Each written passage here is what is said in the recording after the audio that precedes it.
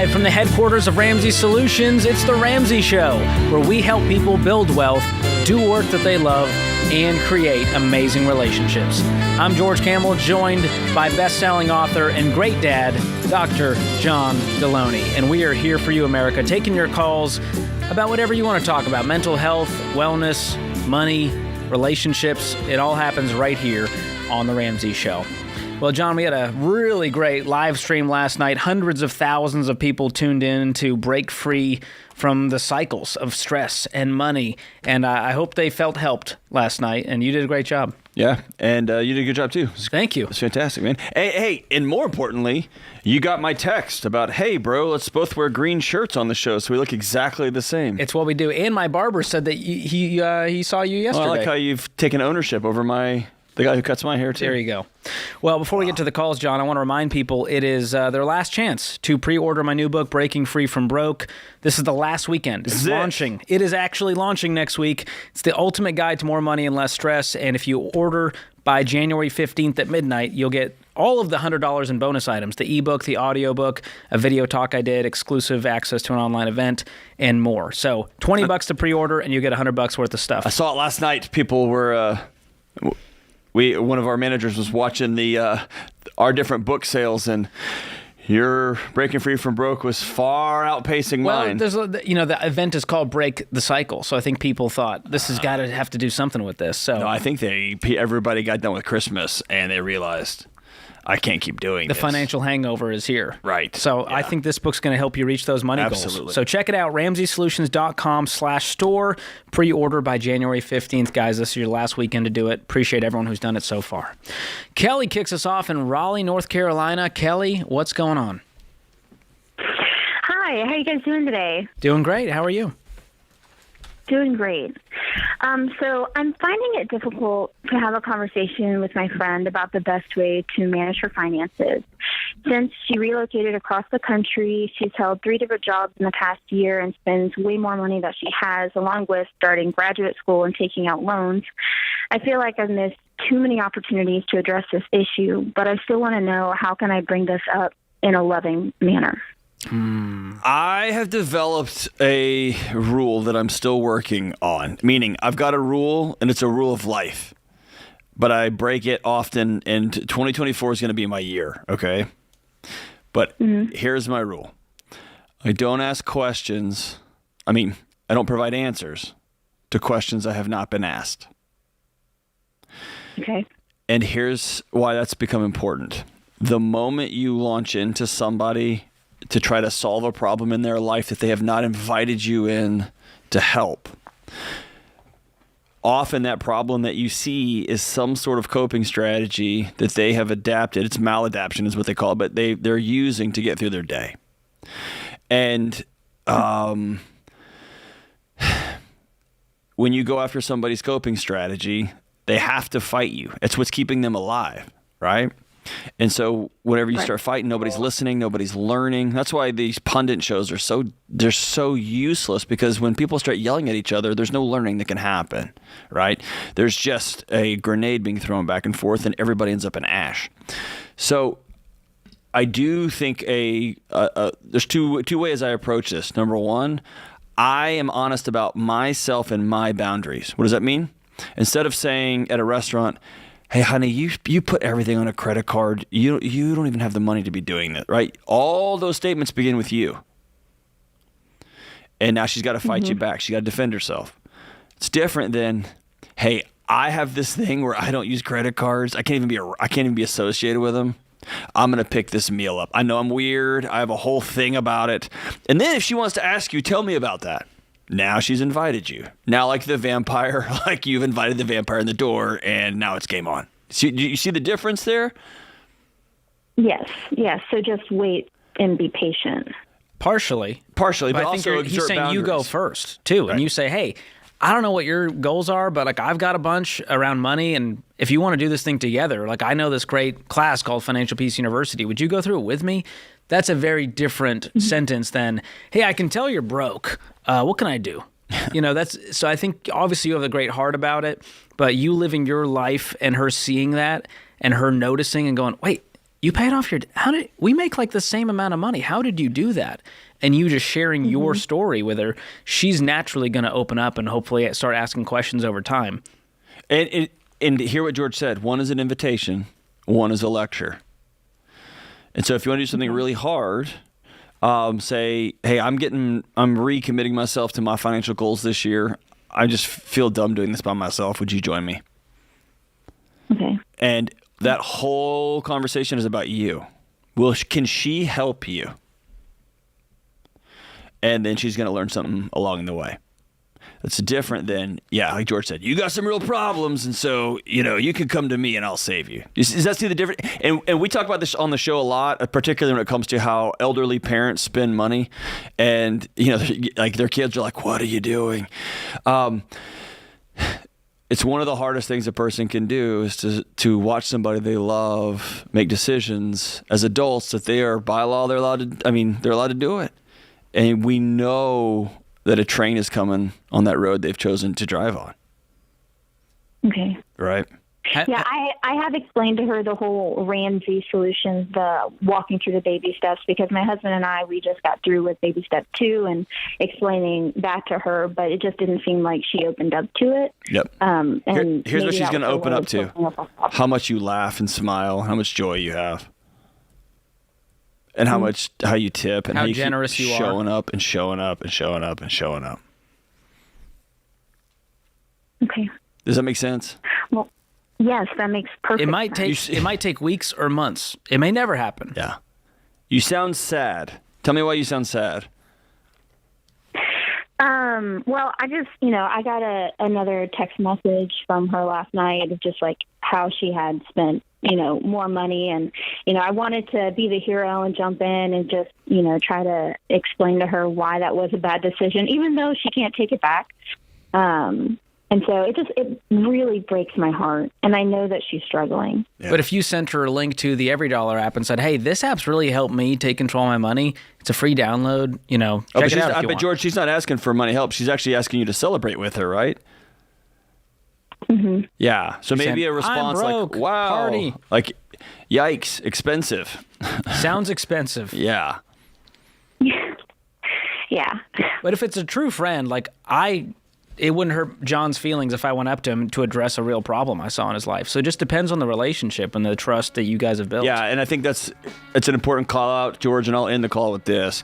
There is moments in my friends' lives, and they have done it to me when I step in very directly. And I have to know that I might burn the relationship for a season, but I can't continue to watch somebody hurt themselves. So if somebody's struggling with alcohol, if somebody's struggling with with self-harm, or they're considering dying by suicide, I get square in the middle of that.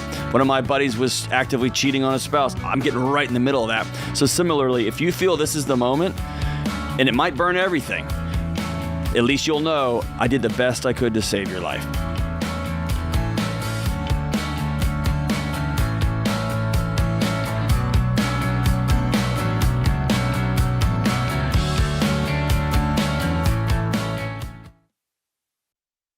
If you're like most people, your home is your most valuable asset. And when you want to make improvements, it can feel like everything costs too much or takes too long. But something as simple as custom window coverings from Blinds.com can completely change your space and add value to your home. We've recommended Blinds.com for over a decade, so you know you can trust them. From blinds, drapes, and shutters to motorized shades, they make it easy and affordable to upgrade your entire home, and their team is ready to help with everything from design consultation to measuring and installation. Plus, there are never any misleading quotes or hidden fees. Everything's backed by their 100% satisfaction guarantee, and shipping is always free. See why Blinds.com is the #1 online retailer of custom window coverings. Visit Blinds.com to get up to 45% off. That's Blinds.com. Rules and restrictions may apply.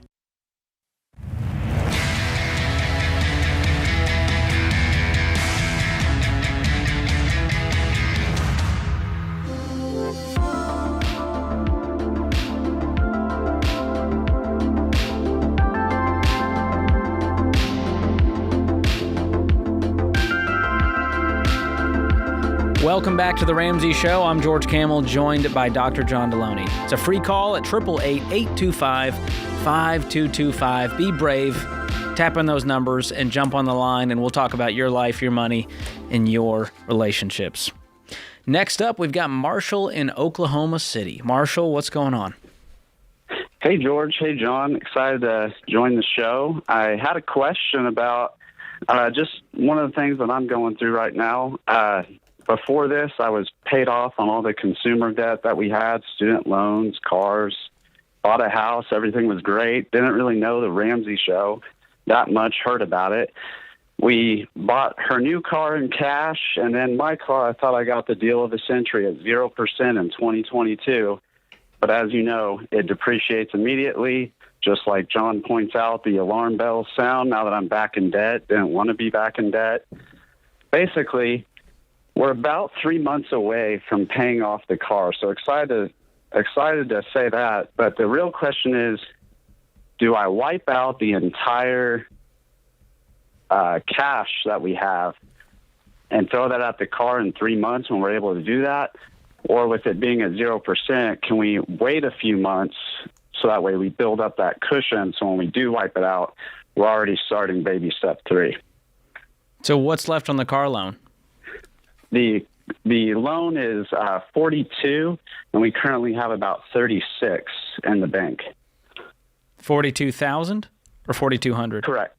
42,000. But you're going to earn 42,000 in 3 months to pay it off? No, we have 36K in the bank. I know, but you just said you're about 3 months away from paying it off.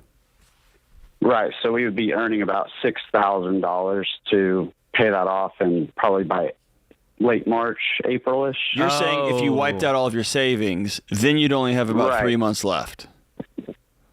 Right. We would, like if I did it today, or if I even did it 3 months from now, I have the $1,000. But with it being 0% interest, I was curious your thoughts of maybe waiting till June or July. I want it gone. The alarm bells are sounding, but I also don't want to have that alarm bell sounding. What's your household income? Why don't you sell it, dude? It is $100K after taxes. After taxes. Okay. Yes. I mean, that's a lot of car. What's your other car worth? The other car is worth about 55. Sell it. Goodness gracious. It. You guys have way too much car. Yeah. Are you guys just car obsessed? Is this a luxury vehicle? For me, it is. For her, it's the 10-year plan. For her car, 15-year plan. There's no such thing as that. Marshall, sell the car. Yeah. Today. Okay. Why? Give me a reason why you wouldn't. Just because it would be... That's not a good reason. Sell it. Well, whatever you're about to say wasn't a good reason. Sell it. It was a trick question, apparently, from John. Yeah, sell it. Well, here's our parameter on cars, Marshall. If the total value of all things with wheels and motors is more than half of your annual income, you have too much of your world and net worth and wealth tied up in depreciating assets. Okay. So you guys would be over that mark, and so one or both of these cars has to go. And if I'm going to be the husband in this situation, it's your car. Right. No, and I yeah. What's your car worth? It would be worth, I think last I checked, it'd be worth like 36 or 37K. So you're underwater by about $6,000? Yeah, $5,000 or $6,000, yeah. So you could take $6,000 from savings and then cover the difference and get rid of this loan. And then you've got $30,000 left to now go get you a reasonable used car right now. Right. But that gets you debt-free tomorrow and frees up your income, which will allow you to then leapfrog into baby step 3 immediately. And if I'm you, I'd go get a $5,000 to $10,000 Camry. You're not impressing anybody. And then you still have $20,000 in the bank. Then you're basically done with baby step 3. This whole thing catapults you if you will suck up your ego for a minute and flush it down the toilet. You see what I'm saying? We say that as two guys who, just as of recently, have driven really crappy cars, Marshall. So we are not sitting on our high towers. I drove a $6,000 Civic up until 2 years ago. There's no way my car's worth $6,000. I think cars are one of the worst purchases we can make as a society. And so only do it when it's a toy that is such a tiny part of your world that it really doesn't matter. Cars are utility up until the part where you have that much wealth. So what is your net worth right now? And do you have any other debt? No other debt. Like I said, the alarm bell sounded when I thought I was getting the deal of the century. Come to find out, I'm paying payments again. So that's... Well, let me tell you how 0% works. The way they are able to do that is by screwing you over on the price. Because when you get a 0% car loan, you get zero incentives, zero deals. You are paying top dollar for that car. That is how the car dealerships are able to do those. And so what happens is your car depreciates immediately and goes to the real actual value. Now you're underwater on the car while thinking we're winning because we have 0% interest. Yep. See how they get you? It's disgusting. So, Marshall, you got real quiet when George and I were telling you to sell your car. Why are you so quiet? Honestly, I was wanting to sell it a couple months after I got it, and just friends and family, saying that. So it's dropping my ego. That's it. Are your friends and family broke too? Not all family, but everyone else. Yeah. Yeah, they don't get a vote, dude. I know that. Think about this. I want you to, I'm going to do like a cheesy thing with you. Are you in? Say that again? I'm going to do something real cheesy with you. Is that cool? Yeah. Okay, well, you take a huge deep breath, as deep as you can, real quick, and hold it for like a count of 3. Okay? 1, 2, and then exhale. 3. Close your eyes real quick and imagine in 1 calendar week, this time next week, you owe nobody anything. You have a $10,000 Camry in the driveway. Nope, you're not gonna impress one of your friends, not one. You and your wife are now out to dinner, talking about saving up for a house. There will not be a single alarm bell ringing in your body. Yeah. We currently have a house, and that's kind of our net worth is probably around $400K, but yeah. This was a brand new vehicle, I assume. Brand new. Both vehicles brand new. We paid hers in cash, and then, like I said, this was 0%. Thought I was getting a deal, just like you mentioned. You're immediately underwater the moment you drive it off. Right. And guess what it became the moment you drove it off the lot? A used car. That's right. So I'm just going to buy used and let someone else take the hit on depreciation next time until you're a net worth millionaire. Then you can stomach the hit of depreciation. It's going to feel like a pinch more than a punch. So I'm sorry you had to learn this lesson this way, man, but I'm getting rid of that car. And you're going to have a $42,000 car one day when you can afford it in cash and it's not derailing your other financial goals. Or you're going to drive a $10,000 car and be like, oh, I never needed one in the first place. Either way. Or maybe you'll get a Tesla and it will run out of batteries and your friend John Deloney will have to push it down the highway for you while you're steering it. You know what we did with my wife's last car, John? George Camel. What? We bought her an $8,000 car. It was very reasonable, and then I got Apple CarPlay installed for about $500. It felt like a luxury new car. That's all you really want. When people show up to the car lot, all they're really wanting is CarPlay and some heated seats would be like, wow, I'm living in luxury. Yeah, and brakes that work. Goodness gracious. I opened the car loans chapter in my book, Breaking Free from Broke, John. Here's the quote I open with. You'll love this. If you think nobody cares if you're alive, try missing a couple of car payments. It's from Earl Wilson. I just love that quote. They'll come get you. They care. They care as soon as you don't make the payments. But I walk through to the depreciation of cars, John. Get this. New car purchase price, $40,000. New car value after 1 minute drops 10%, down to 36. 1 year, down to 32. 2 years, down to 27. 3 years, down to 23. 4 years, it's only worth $19,000. 5 years later, 60% loss in value. $40,000 car is now worth $16,000. You paid $50,000 for it after interest. And you're thinking the car dealerships, you're going to stick it to the man with your 0% interest? They beat you every time. It's exhausting. Goodness gracious, America. We got to choose freedom over our egos. We are driving our retirement plans. This is a problem. This is The Ramsey Show.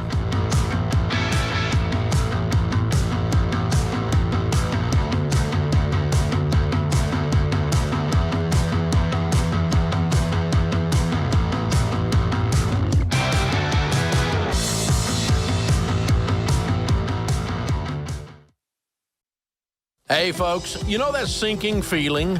when you make an offer on a house you love and then you hear there's another offer? You need the Churchill Mortgage Home Buyer Edge. Super fast pre-approval and a secured interest rate, plus a $5,000 seller guarantee gives your offer the best chance of being accepted. The Home Buyer Edge from Churchill gives you an advantage over those other guys. Go to churchillmortgage.com today to learn more.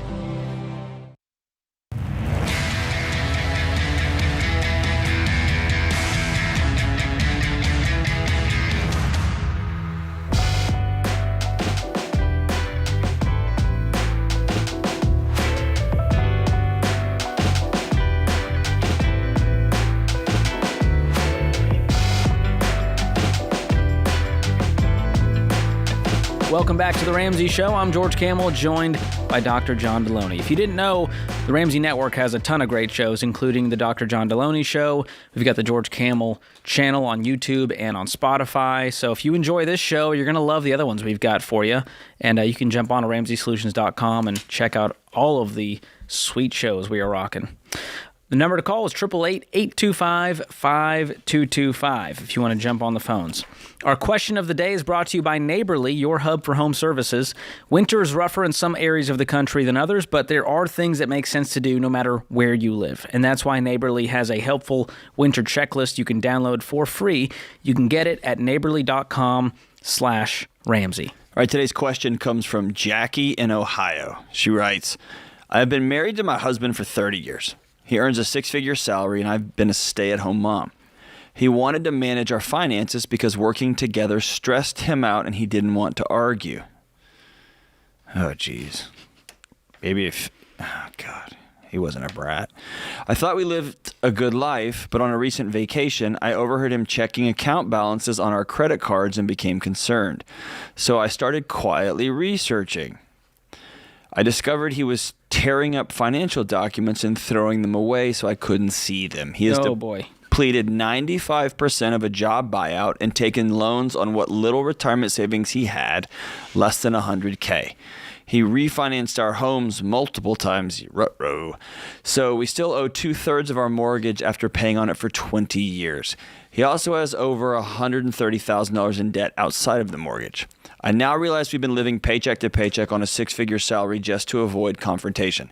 I'm going to stop you there, Jackie. You haven't. You have been living paycheck to paycheck because your husband's got something else going on. There's some significant deceit, whether it's an addiction, it's somebody else he's in love with, or he's got other pet projects he's trying to work through. This is not just to avoid confrontation. This is because he has a different life. When we should be living and enjoying retirement together. I now work full-time and he does contract work. There are so many things wrong here. How do we move forward? Whew. So they're in their 50s, 60s. There's been a long pattern where he's, quote, handled the money, and by handled, I mean mishandled. They're deeply in debt, and she's trying to go, like, how do I even begin to address this? Yeah. I'm going to assume here, George, that there's no abuse, okay? There's no emotional abuse. There's no physical abuse, okay? If there is, that, of course, changes the dynamic. With that said, both people are at fault for here. One, the husband saying, no, I'm just going to do it. I don't want to argue with you. And two, her going, okay. And then 30 years later, 20 years later, acting surprised. Oh my gosh, it's all gone sideways and bad, right? I would be shocked if this marriage has been great this whole time. I assure you it has not. And like, this strategy never works to be like, well, let me just handle it so we don't fight about it. And somehow you're going to have a great marriage with that lack of communication? with no financial infidelity? Like, this is exactly why we tell people, combine bank accounts and have full communication over what's going on and full transparency about what's going on in the finances. Right. Even if you're not the nerd, you don't want to have to be the one whittling the budget down. John needs to know what's happening in their budget. Correct. And so this has to be called out for what it is. He has been lying and cheating on you for 30 years. Anything less than that bold of a statement is watering it down and patting you on the head and saying, "Oh, sweetie, you'll be fine." Because, honey, you are not fine. This is terrible. The numbers you just laid out here are terrifying. He has been lying and cheating on you for 30 years. And You have played your part by looking the other way and never asking a question because vacation time just showed up and the presents just showed up and the bills just magically got whatever. There's no way this has happened that you haven't had some inkling that things were off.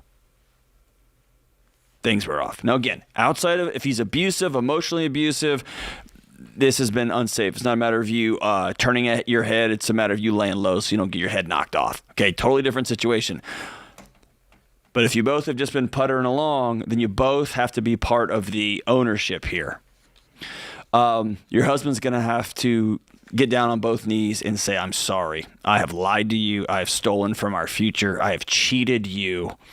Will you still keep me around? And you're going to have to say, I'm sorry that I let this thing go on for 30 freaking years.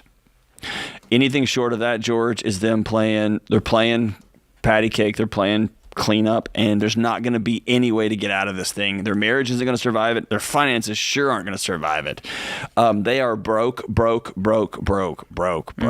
Scary broke for their age. Yeah, that's step one. If and when you get to that point where you've had that conversation, the come to Jesus meeting, and it goes well, then we can start attacking the debt and pay down this $130,000 with a six-figure salary. You should be able to do that in 2 to 3 years if you're not doing anything else. Oh, there's no six-figure salary anymore. He got bought out, and then he blew it. So now she works full-time. And he does contract work. Contract work's over. Now he's going to work 3 stability. jobs. That's right. He's going to work 3 jobs.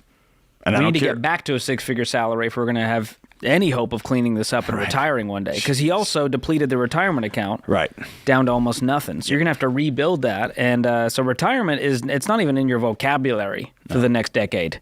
You guys are going to be working. And I hope one day you get the mortgage paid off and you can retire and this marriage can be saved. But it starts with those hard conversations. Yeah, and this might be a situation where you got to sell your house and you got to downsize and you got to go to an apartment that's of much less value. I mean, it costs a lot less money to run and on a monthly basis because y'all are in a mess. I would reach out to one of our Ramsey financial coaches and talk through the particulars here, Jackie, but this is a scary, scary mess. And here's the deal. George, you and I talk about this privately. You can, when you're facing a scary mess, you can say that is really scary and do what you've done for this person, Jackie's done for 30 years and just look the other way. Or you can stare a scary mess in the face and turn all the lights on and say, we're going after it. We're going to figure this thing out. All Get the gloves on. We're going to work. Yeah. Oh, that sucks. This makes my stomach sink. Yep. Don't let that be you guys. Yeah. Address the stuff. Never brush it under the rug to avoid conflict. That never works out. If you are married to someone and they say, don't worry, I'll just take care of it, do not accept that. And if you're a person of integrity, and I'll go this far, if you're a quote unquote, I'm the head of the household, I'm the man around here, and you're so much of a coward that you won't sit down with your wife and say, this is how our money works, this is where we pay our bills, and you don't bring somebody in on it, shame on you. This is both of you doing this together. Enough is enough, man. All right, let's go to Andrew in San Jose. Andrew, we're up against the clock. How can we help today? So I have a question in regards to, I'm going to start investing my 15% of my income into retirement, and I'm wondering, should I be using just my work-based plans, or should I also consider using an IRA? Okay, so you have access to a 401k. Is there a Roth option at work for a Roth 401k? Generally speaking, I have access to a 457, which is a Roth account, and I also have access to a 401a, which is a Roth account. Is one more of a deferred comp and one is a more traditional? They're both deferred comps, technically speaking. One just has other options you can do with it. Got it. Well, the way we look at it here is if 15% of your income filtered through match beats Roth beats traditional. So if you have a match, you start there. If you have Roth options, let's move to that. Then we move to traditional as a last way to finish off the 15. So if you have great options in those Roth accounts and great mutual funds to choose from, all of that, you can do all 15% in there. The Roth IRA will give you unlimited options when it comes to investing, so we're big fans of that. And so if I guess my question what's that? On the Roth IRA side, is like my concern is I may not be able to actually use it based on my income. Oh, you might need to do a backdoor Roth. Correct. And my thought was, is that more complicated, or should I just do the 401a that I have access to, which has, I'd say, decent fund options? I wouldn't say they're amazing, but they're decent overall. Yeah, I mean, you could, the backdoor Roth really isn't that complicated. All you're doing is funding a traditional IRA account with post-tax money. and then doing a quick conversion. And if you need help with that, contact a SmartVestor Pro. You can access that whole network at RamseySolutions.com and click on the trusted pros there, and they can help with that process. But it really is simpler than you're making it out to be. But if you get good options, you can do all 15% in there. But I love the Roth IRA as an option because you get to choose instead of being beholden to the 10 or 15 you have through your employer. So thanks for the question. Love that you're building wealth. You sound like a young guy. I have full faith you'll be a baby steps millionaire in no time.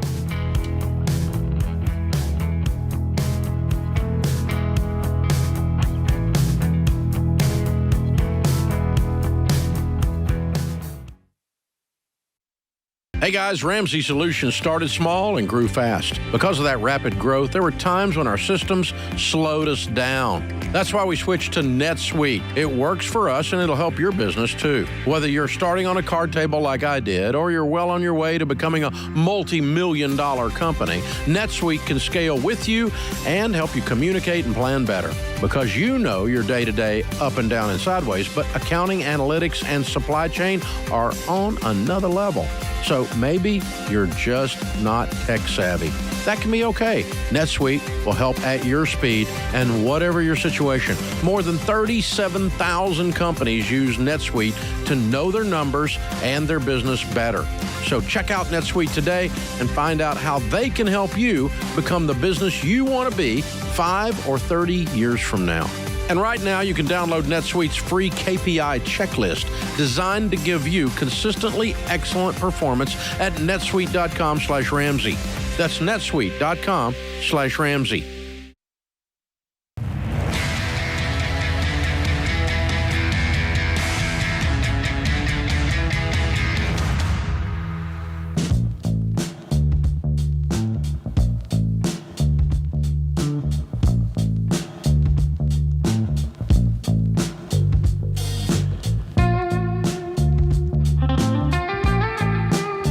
Welcome back to The Ramsey Show. I'm George Camel, joined by Dr. John Deloney. If you missed it, last night we did a really fun live stream, our biggest ever, called Break the Cycle. And if you did miss it, don't feel too bad, because you can actually go to RamseySolutions.com/breakthecycle and watch the replay for free. It's a little over an hour long. And it was a killer night with Jade Warshaw, Rachel Cruz, Dave Ramsey, myself, Dr. John Deloney, helping people, kind of lose the Eeyore spirit animal and go like, yeah, I'm going to do it this year. Regardless of the cycle I've been in, for how long I've been in it, and what I'm feeling, things are going to be different this year. And we gave you guys some tactical, hope-filled advice. And so go check it out, RamseySolutions.com/breakthecycle if you want to watch back that live stream. Sean is in Jacksonville up next. Sean, how can we help? Hey, how's it going? Great, how are you? I'm a little anxious. I got just the guy for you. Yeah, Doc, I was hoping to be able to talk with you. So my wife and I about a year ago did FPU, and we're making progress. We got the car almost paid off. We got a personal loan that we're going to start working on real hard beginning of this year, but we still have the student loans, and that's $90K. Woo! And what'd you get them in? My wife got pursuing a degree in speech-language pathology. Okay. Is she doing speech pathology now? Yeah, so she's working. So we got a kid at home. He's almost 2, and we got another one on the way. And so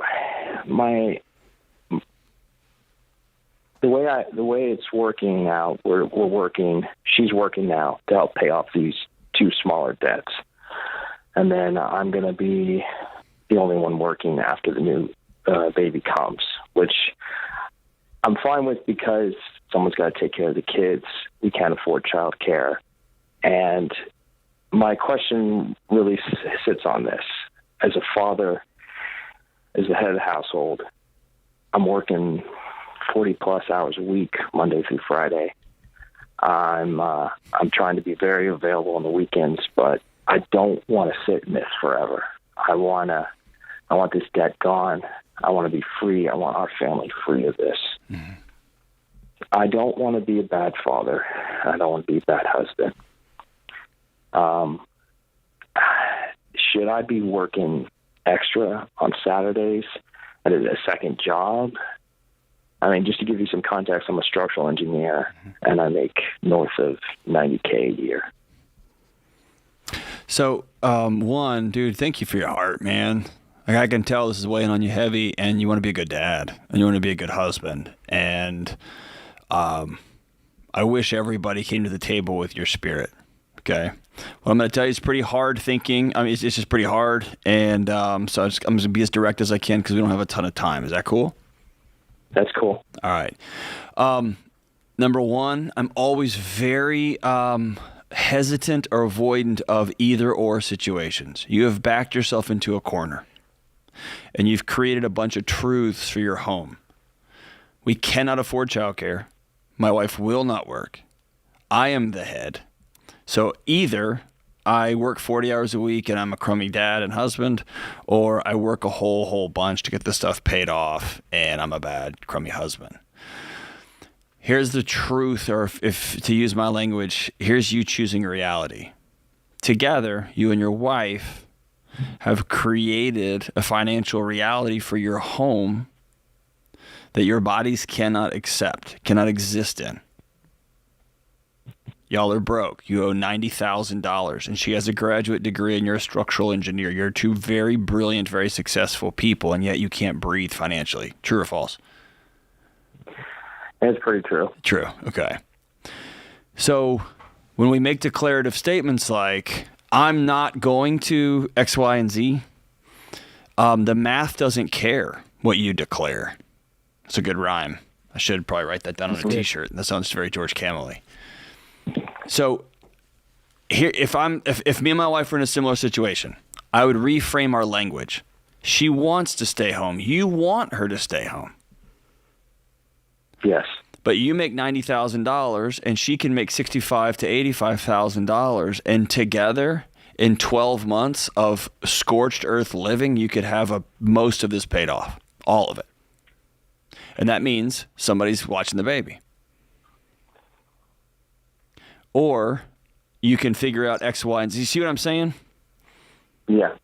But you're leaving one of your huge weapons, financial weapons at home, heading off into a war that y'all started, which is going to leave just dad to get shot at and beat up the whole time. And you're placed in an impossible position, which is I have to work 90 hours a week, which, by the way, 40 is not going to cut it here. Yes, you got to work Saturdays. You got to work Sundays. Y'all owe 6 figures in debt. Y'all are broke. Okay? You got to do what you got to do, what you got to do, what you got to do.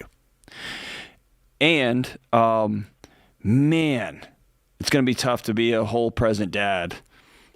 And it's going to be tough for her to be a whole present stay-at-home mom with no support and assistance from you, right? So y'all doing this together and taking it's going to suck for everybody on the front end, but man, y'all get through this thing faster. It's the buffalo running through the storm. Y'all both link arms, y'all run straight into the middle of this thing. No, it's not how we wanted it. But this is the world we created for ourselves by borrowing all this money, and now we're going to get through it together as fast as humanly possible, and we're going to work our way out the backside. So how does that sound? Sounds tough. Yeah. I feel like I'm the stronger one in the relationship. That what does that mean? What does that mean? It means that when it's late, I'm willing to keep going. I'm willing to. I mean, she got her talent. She's great with our son. She's a wonderful mother. She's an excellent wife. But when it comes to buckling down to spend the extra hours to keep working in the wee hours of the night, to keep going, to push. I mean, maybe I do it unhealthfully. I push myself too much and too hard sometimes. And I feel like I'm more capable of it. I would disagray with that. You might be able to push forward. You might be able to push forward without a goal.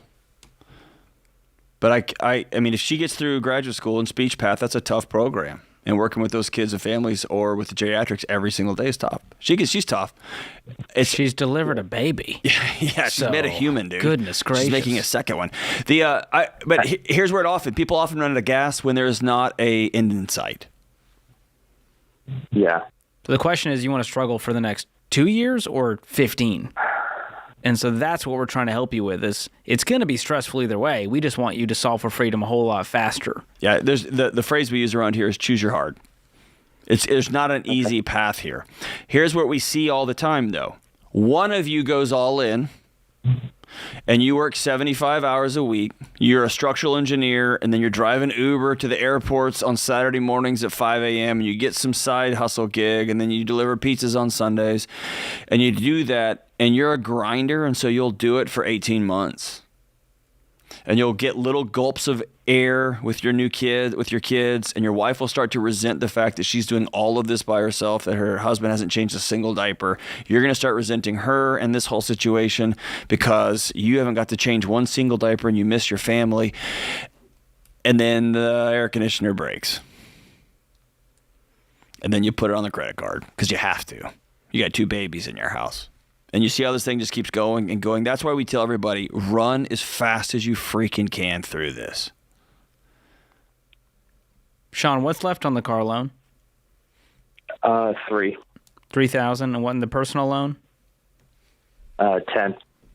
Okay.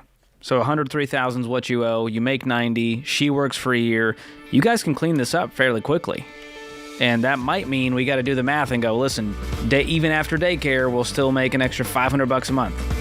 Great, that's $6,000 a year to clean this mess up faster. So I'd sit down with her and have these hard conversations and know that you guys are a team. You're not going at each other. But yes, you're going to have to work multiple jobs over the next couple of years to get this knocked out. That does not make you a bad dad. Doing what you have to do is for your family to be safe. That makes you a good man. That puts this hour of The Ramsey Show in the books.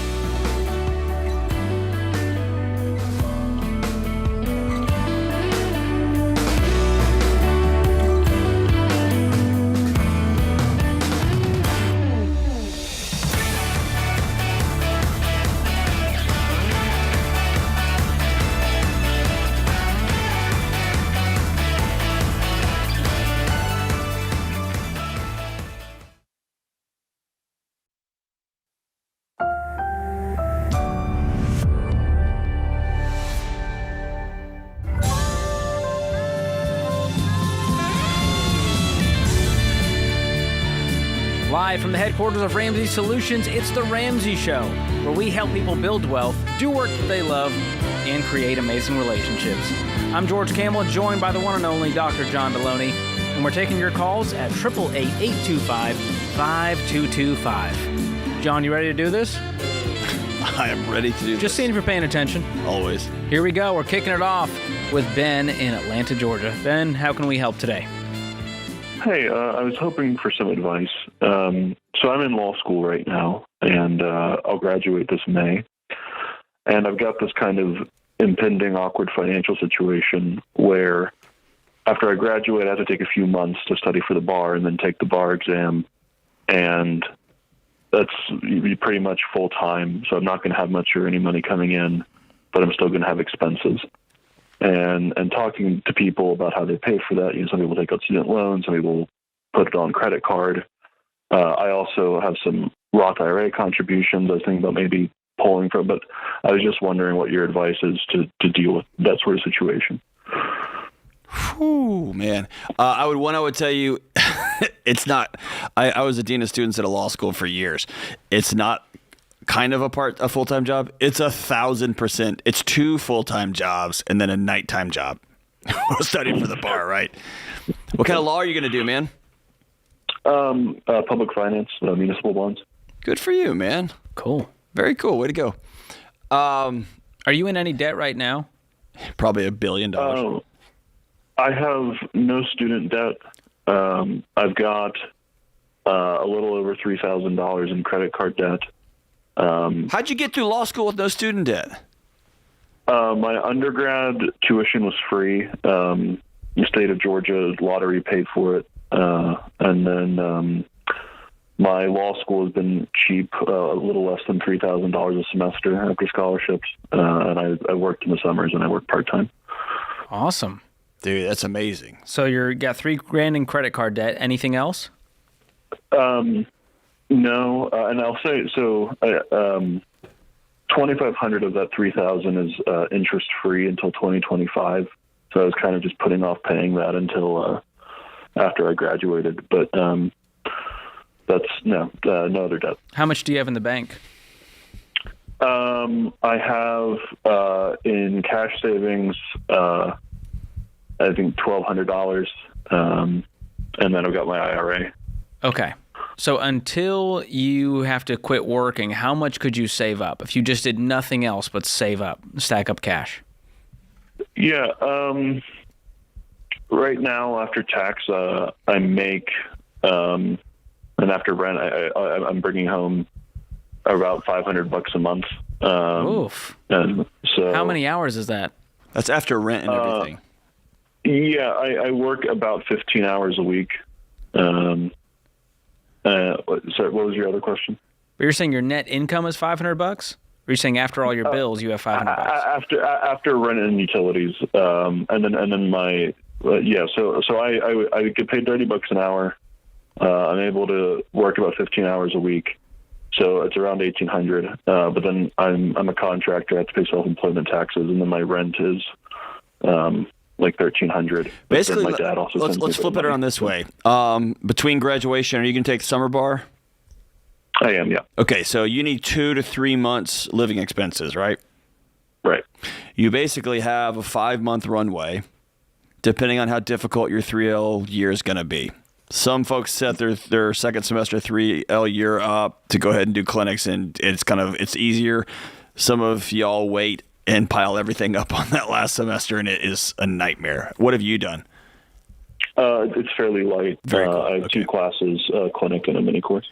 Okay, so I don't want to over dramatize it, but it's really a math problem that you have 4 to 5 months to solve.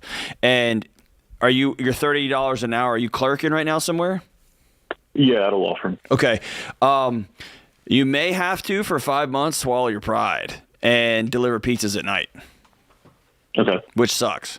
But I would put a dollar amount. What is it going to take you to survive for 2.5 months? Is that $6,000? Yeah, $4,000. What's your rent, expenses, utilities?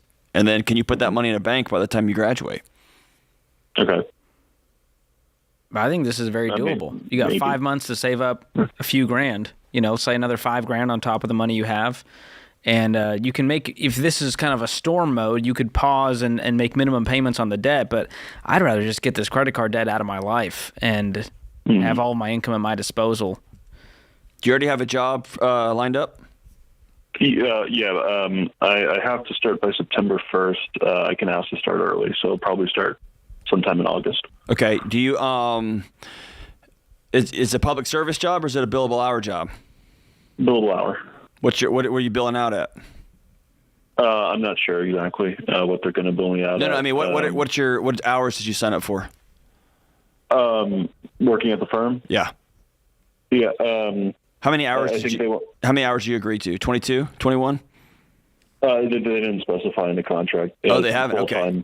And the reason I'm asking that is this: if you signed up for 2,200 hours a year, you just signed away your life. And so I'm going to tell you, I would get this stuff out of the way as quickly as possible and build in some margin so you can exhale between the bar and when you start. If you signed up for 1,700 hours, it's going to be a much slower pace. It's going to be a different kind of life.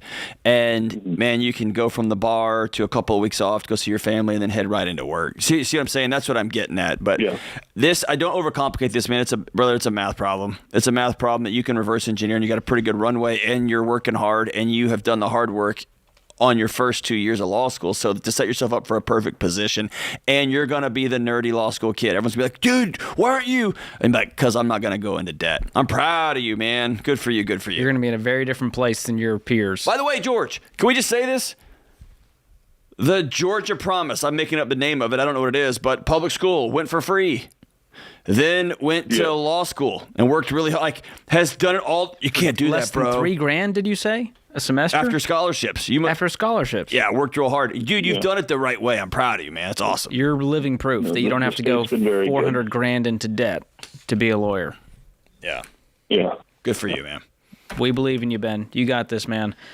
Ooh, that's sorry. That was a lot of nerd hopeful. speak there. Sorry. No, well, you come from the education world, and you were at a law school, so I was excited to have your take because you've seen the inside and seen people make really bad decisions. And a lot of law, positions, they don't pay these giant six-figure salaries. Yeah. Like the average salary of a lawyer has definitely plummeted. And so the ROI to go to school and spend $300,000 for a law degree and then go and leave and make 60, it doesn't make sense. Well, and he's asking a great question, and I think every grad student, especially, but every student should ask this question.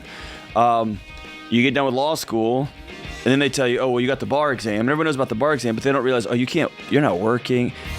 And so then people find themselves, how am I going to eat for the next 2 months? More Monopoly money from Sally Mae. And then it's, you got to take another loan just to cover that. And then who's going to pay for your bar prep course? And all of this is a math problem that you got to solve on the front end if you can, right? And Absolutely. So good for you, Ben. I'm proud of you, brother. This is The Ramsey Show.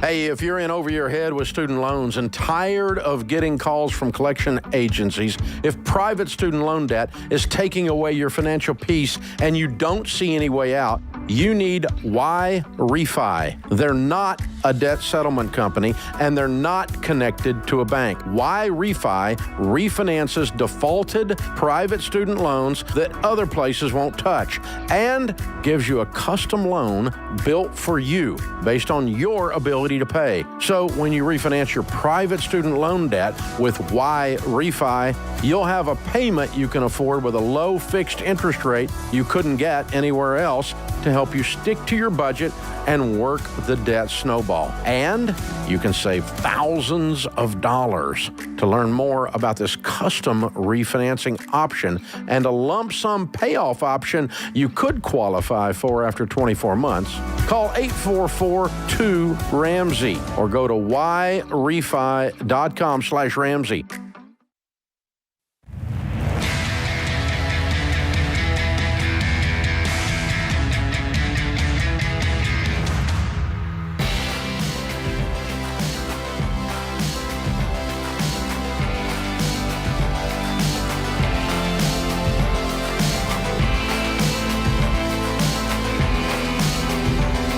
Welcome back to The Ramsey Show. I'm George Camel, joined by Dr. John Deloney.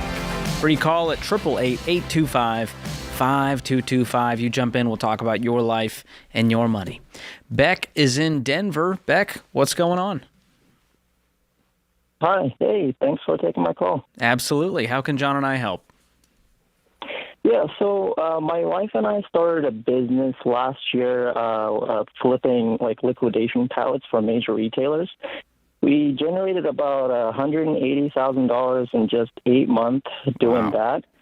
And at that time, my wife was working at an insurance company, and she quit her job to focus on the business. But I have a full-time job at a software company working as a consultant, and I make about $82,000 there. So my question is, should I quit my full-time job at the software company and focus my time on our business as well, since we have this great traction going right now? How consistent has this been month to month? It has been really consistent. Lately, it has been generating about $20,000 to $25,000 a month. Goodness gracious! And that's just net after shipping and all the fees that we pay on the e-commerce side. Wow! And how much time is this taking you guys? How many hours a week? A week, I would say, I usually put in whatever time I have after work, and my wife puts all of her time into that, so I would say about 40 to 45 hours. Okay. And money aside, is this something you want to do? Do you want to get out of the software game and get into the liquidation flipping business long term? Yeah, absolutely. I love doing it. It just almost doesn't feel like work when I do it. We receive shipments, and at the end of the day, I just have like a little bit more satisfaction of doing this job where I actually have labor, while in my 9-to-5 job at the software company, it's just Zoom calls. There's really not that labor gratification at the end of the day. Okay. And you're doing this all debt-free? You're buying all of these pallets in cash? Yeah, so both of us had about $15,000 starting off in debt and credit cards, and I started watching Dave Ramsey Show, and the debt is, I just came to learn that it's not really good, so I ended up paying all the credit card debt. My wife has about $8,000 in student loans, but apart from that, we are pretty much debt-free. Yeah, I'd pay off all your debt, get an emergency fund, and at that point, you've got some financial foundation under you to quit the software gig and go into this full-time. But you could pay off this debt today, probably. I'm guessing you got some money in savings. Yeah, we have about $80,000, and that's my next question. Should I reinvest it back into the business, right? Buy more pallets, or straight, let's separate your personal and business right now. So let's say you pay off all of your debt and then set aside 3 to 6 months of expenses. Let's lean 6 months of personal expenses. Then we're going to create, you already have a business bank account? You're doing this all through? Yes. Do you have a formal, do you set up an LLC or something? Yes, yep. Okay. So on that side, you can have some cash reserves, and as you get money in there, you can then go buy more pallets and invest it back into the business and do it all with cash. I think that's really wise. Mm-hmm. So you guys can do this, very soon. You got $80,000 in the bank. I would use that to set up yourselves personally on a good financial standing, and then whatever's left over, we can reinvest in the business. What do you think, John? I don't see any red flags here to jump. You guys have done it the right way. You're cash flowing this thing. It's making, multitudes more than your day jobs. Why are you nervous to leave your day job? Like, what's your hesitancy? It's just I went to college for 4 years. My dad paid all my tuition, so I didn't have to get student loan. It's just quitting my job kind of feels like a slap in my dad's face, just, saying, hey, I didn't end up using the degree at the end of the day. What did you learn from that degree? I graduated with a computer science degree, so I have, programming skills, yeah. Are you making an extraordinary household income on e-commerce? Yes. Yep. I would argue that it's connected to You were honoring your father by saying, Dad, you taught me a lot of skills. You allowed me to go get an education, some of which... Here's the big fallacy, dude. A lot of people are like, dude, I'm not getting a degree because I don't even use that degree.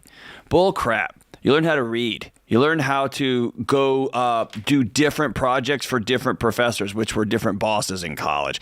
You learned how to do different programs. You learn how to think for yourself, how to get around and cut corners so you could get an A, even though you didn't want to do all the work, right?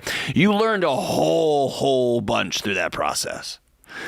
And so your dad's money's not wasted. In fact, I'm just telling you as a dad, if I paid for my son's school and he went and got a degree and worked really hard in that degree and then hustled and created a business on the side that ended up making exponentially more money. And he came to me and said, Dad, I'm going all in on my own business that makes $1 jillion that me and my wife do together. I would be so overcome with pride for my son. I'd be so proud of him. I would have thought the amount of money I put in college that he has ROI to create a life for him that I didn't have for myself. Dude, I'm just like, I would be beaming for him. But mostly because he took what the small amount I gave him and he's made it so much more. Now he can give in his community. He can build an amazing business to serve people. See what I'm saying? Yeah, I totally understand, and that's what my thinking has been. It's just like I need confirmation on whether what I'm doing is right.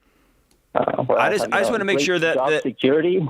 Yeah, that your hesitancy isn't. Yeah. No, this has been like a fun, cool 2 years, and then an AI bot's going to come out and do this thing in 1 second, what it takes us a week to do, and this gig's going to be up. Because if that's the case, dude, you had an awesome, fun ride for a few years, make a bunch of money, pay off your house, and then it was a cool ride. If you think no, we've stumbled onto something for real, then man, congratulations, dude. Congratulations. Awesome. Thank you. Hope that helps, Beck. Thank you so much for the advice. Yeah, absolutely. And George, I love that Dave tells a story all the time about his, I think it's his grandma used to always ask him, like, when are you going to get a real job, Dave? Oh, yeah. Right? Because he was doing the Dave Ramsey thing. But when are you going to get a real job? And without ever understanding, like, oh, dude, I'm not working for a corporation. I'm creating one. I'm building mine. Well, the older generations, they're used to a traditional career. So when you tell them, John's like, I'm a YouTuber, you're like, they don't know what that means. And so I think that's the hard part, is just helping parents understand what the heck this is. If I told my parents I'm running an e-commerce liquidation business, my mom's head would spin. Right. She would have no clue. My sweet Middle Eastern Arabic mom is like, what did that mean? And so I think that's part of the problem, is just explaining to our parents the newfangled career paths that are out there today. Right. Which, that's a fine problem to have. We can solve that in a conversation. I flip things on Amazon, Mom. Oh, okay, cool. That's great. I don't even know what that means. Because what they really care about, they're like, I make $250,000 doing this, Mom. And they're like, oh, yay, good for you. You know how Walmart buys things from the distribution house and then marks it up and sells it to you at their store? I just do that. I just do it at my house. Booyah. And I make a lot of money. Ta-da. Every parent just wants their kid to be successful. Not every parent. Some parents want them to fail. You will be a lawyer. Oh, yes. Well, see, I come from a Middle Eastern culture, and so when you head into those, Eastern cultures, there's a lot of pressure of like, if you're not a lawyer, an engineer, or a doctor, I don't know what you are, and I don't care because you've disappointed me. That exists. Yeah, Let me call that out. But I think a lot of people were forced into that path, hated it, maybe even are successful at it and hate it, which is somehow even worse, because they're like, I can't leave this, and that's a hard thing to do for the reputation of the parents, because they can't go to their friends and go, what does your kid do? You can't say, he's a doctor. You have to say, he's in the liquidation e-commerce business. He flips half empty pallets. But then you go, wait, he's making more than a doctor without going to med school? Sounds like he's winning at life, bro. And then they'll high-five you and say, good job, Dad. And then you'll get to beam a little bit. There it is. So drop the reputation, parents. I just want a successful kid with great character at the end of the day. And Beck has proven that. This is The Ramsey Show. We'll be right back.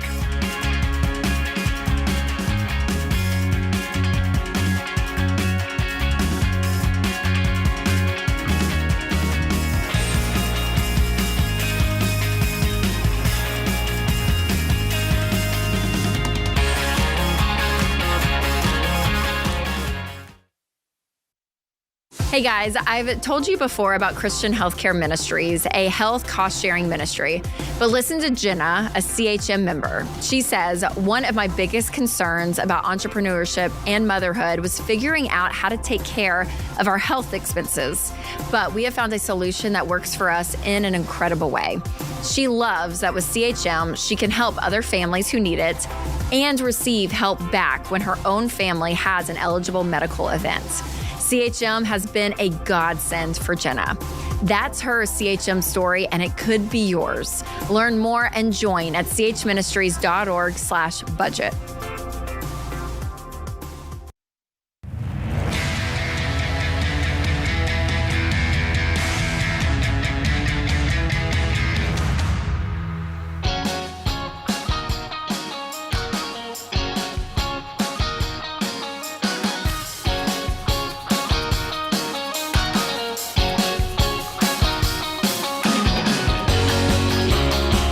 Welcome back to The Ramsey Show. I'm George Camel, joined by Dr. John Deloney. If you want to call in with your question, you can do that at 888-825-5225. Jeremy's up next in Atlanta, Georgia. Jeremy, what is going on? Hey, George, can you hear me? I can. Hey, I'm nervous, so bear with me. Dude, it's just me and John. It's just us girls I'm here. sitting next to George Camel, dude. I'm nervous. I met also. both of you in October. I came to Dr. John's book signing, and I already bought your book for me and all my siblings, George. Oh, so that's so kind. well, thanks for being a fan of ours, man. We're a fan Thanks, of you. brother. Yeah. What's up, man? So I'll get to my question, and I'll give you some backstory. So how do I help my dad, who is dying in front of my eyes? Me and my mom watched the live stream last night, and instead of watching it, we basically I'm a Ramsey. We're both Ramsey followers. And so instead of watching it, we actually just ended up talking about life. And I found out some stuff I never found out about my dad. And I am my dad, so I understand I understand who he is. And he's in a really dark place. He's 59, retired military. And my mom has tried to help him for decades. And she kind of asked me if I would, I guess, take on the burden to help him.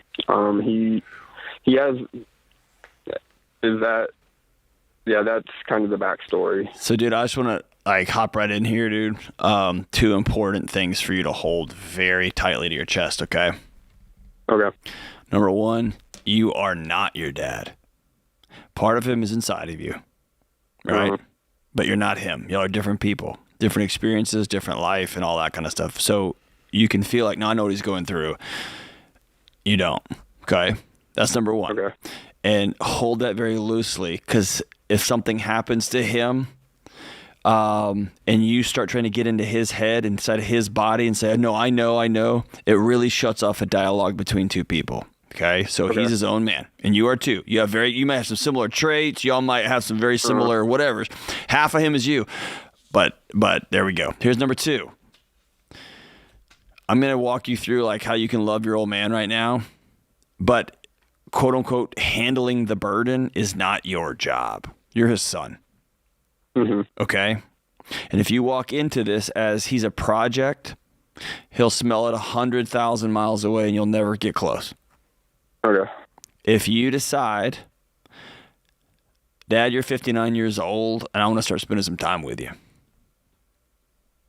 I love you and I don't even know you that well. Could we start going to coffee once a month? Could we start fill in the blank? Could we do this? I want you in my life. If you have that conversation with him, now we got a whole different ball game. Okay. But if you go into it as he's a project and I got to go save him, unless he is going to hurt himself, right? If he is suicidal, then yeah, I'm getting all in. I'm getting all in that mess, right? But short of that, it's more he goes through the motions and he mopes around and he commits financial infidelity, stuff like that is what he's struggling with. So if you come after your dad with, hey, I heard you're cheating on mom with your money and stuff like that's not going to go well. Okay. When's the last time you said, hey, man, I'd love to just start doing something regular with you? Probably never. Exactly. And hey, here's what's really scary about this. He might look at you and tell you no. That's a possibility. Hey, Dad, I'd love to have a weekly coffee with you. I'll go into work late and I just want to hang out. What? Why? Dad, because you're my dad and I miss hanging out. And I want to hear some stories. I want to get your take on what's happening in the world. And you need to get out of the house. Mom needs a break from you. Mm-hmm. And you pay for the coffee every time. You pay for the breakfast every time. And y'all meet once a week, and he might tell you no. And then maybe at that point you say, I love you. And I want you to be around for a long time. And I sure would love to hang out with you. Yeah, I don't think I've ever heard him tell anyone he loves them. When's the last time anybody told him? That's, I don't know. Okay. I've never done it either. Okay. Today's going to be the day. Tomorrow's going to be the day. Can I give you a suggestion? So I'm better at writing my feelings down. Is that okay if I write him a letter and read that letter to him? You can. It's very, very effective, but it's not as effective. Okay. I'm just worried about him. Yeah. And his decline, and it's not. Does he have any hobbies, Jeremy? What is he doing all day? Yeah. Okay. So right now he owns a small business.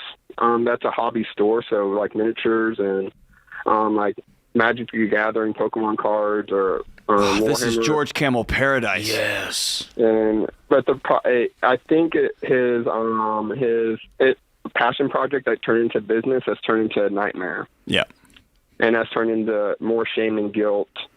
And then he just makes bad decisions, asks family and friends for money.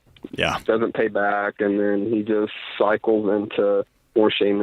And then I don't even know if he enjoys it anymore. He works 50 hours a week, doesn't pay himself a dime because he can't afford it. And what has the conversations been with your mom and your dad? What are they talking to with each other? Like, is she addressing this with him, going, "Hey, honey, we can't keep spending like this"? Yeah. Does she have a vote? So I think she has given up on him on that. She's tried her whole life from her perspective, and now I think he, in her mind, has lost his vote because he makes bad decisions, and she has felt the burden of being a working mom and raising 3 children. And she's still working full time? Yeah. She's working full time, getting her PhD. She's a boss woman. And he kind of just, she's even told me she's thought about divorcing him when we were teenagers. Here's the part that's hard, and I don't want to cut you off, but here's the part that's hard as a son. Okay? All of the things that you're hearing might be 100% true. Mm-hmm.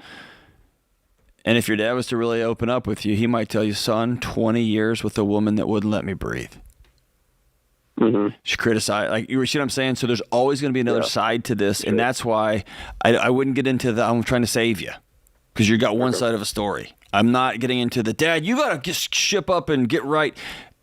I would get into you're my dad, and I would like to spend some time with you. You see the difference here? Yeah, for sure. And like, Dad, with my dad, we're funny. Like, we were pretty sarcastic with each other, and we always have been. But I would tell my dad, you're old, and you're not going to be here forever. And I'd like to still be able to talk to you before you don't even know what I'm saying. So let's set up a weekly conversation. I got a lot to learn from you. And then maybe you can look him in the eye and slip in there, and I love you. Okay. Yeah, Right. I've lived at home for health reasons as an adult, and I don't even know him. And I've been at home for 29 years, and I don't know him. Okay. And it just broke my heart last night that I don't even know my own dad. Yeah. And maybe there's some shame that his 29-year-old son still lives at home. And he wishes that he didn't have health problems. He wishes he was able to afford for him to have his own. There's so much here, man. I'm just going to suggest to you, brother, stay out of it. Stay out of it and just tell your dad I love you, and I'd love to spend some time with you. And over time, that's the shot you've got. That's the shot you got. Man. It reminds me, I was watching Mike Birbiglia's special. He's a comedian. Yeah, one of my Netflix favorites. special. One of my and favorites. He talks about how his family never says I love you, and they say, take care. That's their line. He's like, it's different. He's like, I say I love you, and they say, hey, take care. Yeah. And I think, how much would that solve in America if we all just said, I love you, and hugged each other? A lot. 3 simple words that are so hard for us to say that cause so much discord and cause so much chaos. Yeah. Yeah. Man. And it's tough. You talk about this a lot, just this lack of connection that we have. Here's what I can tell you. I've sat with a lot of people who would do anything for 30 more seconds before their person passed to just say, I love you. So say it. Say it. Say it. Say it. Say it. I love you, John. I love you too, George. This is The Ramsey Show.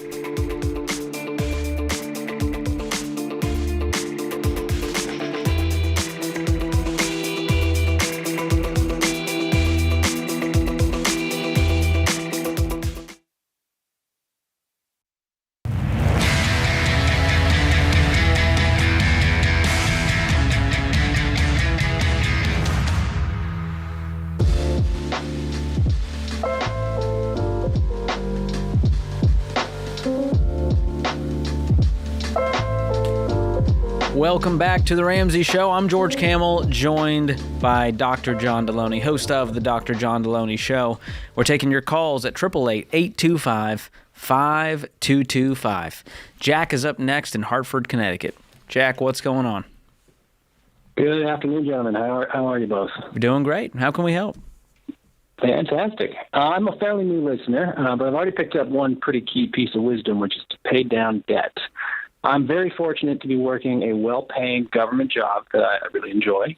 I have some cash and some investments, but I also have some student loans, and I'm looking at the interest rates on everything and weighing whether to pay them off aggressively now or to make minimum payments, save more aggressively, and wait for that public service student loan forgiveness program at 10 years to wipe away the debt. How far are you into this 10-year program? Yeah, I'm about 2 years in. How old are you? 24. Okay. So let's fast forward to 32-year-old Jack. Where is he? What is he doing? You know, if things go well, probably about what I'm doing now. I'm making good money. I like the work, and it's government, so I can't really be laid off, which is nice in times of economic stress. And what do you make? I'm making about $120,000 now, and that goes up somewhere between 5 and 10% a year. Awesome. So hey, hold on. You said a bunch of awesome things. You're 24, right? Yes, sir. All right. I got 2 decades on you.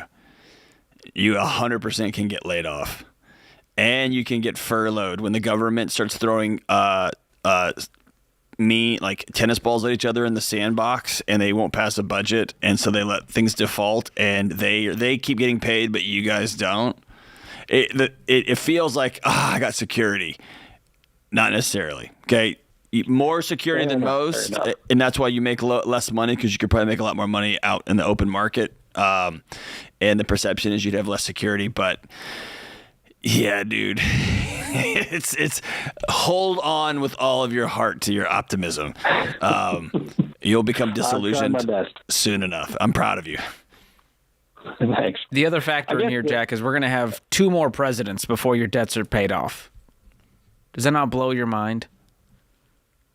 That's kind of crazy. Yes. And who knows what the heck's going to happen between now and 8 years, and if there's a pandemic and what. I just want to be free faster. You make $120K. I mean, how much debt do you have? So that's kind of the mechanics of the question. Is I have about $27,000 in debt, and I have about $30,000 sitting in cash in checkings and savings accounts that get about 5% return, which is a higher percent than the interest rate on the debt. It varies between 3 and 4.5%. But doing the math on that, on the spread you're making, I mean, it's pennies compared to your actual income. Definitely. What you're making in savings versus what you're paying in interest, and I'm making $40 a month spread. That's $480 a year I can make from this while carrying the stress and the weight of this decision. I mean, it's the fact that you're calling into the show. It's weighing on you. You know, I think it's more like if I have the cash at any time, I can pay them off, right? And if I'm making more on the cash than the interest rates on the loans, should I just wait for the 10 years? And if, God forbid, I get laid off next year, I can just pull the trigger and pay the loans off right away. But am I crazy to kind of sit and wait and see if I can hit that 10-year mark? You're not crazy. You're just normal. Which is crazy to us in here, because everyone says we're crazy because we're like, oh, why would you want debt, dude? You have the money. Pay it off. Be free. And I know some of these things have changed, but depending on who's in office next year is depending on whatever promise they're going to make to you. And totally fair. I was the dean of students at a public law school, and I had a lot of really brilliant students who decided to not go do big firm work and decided to be a public servant to help out their communities because the government's going to pay their loans back.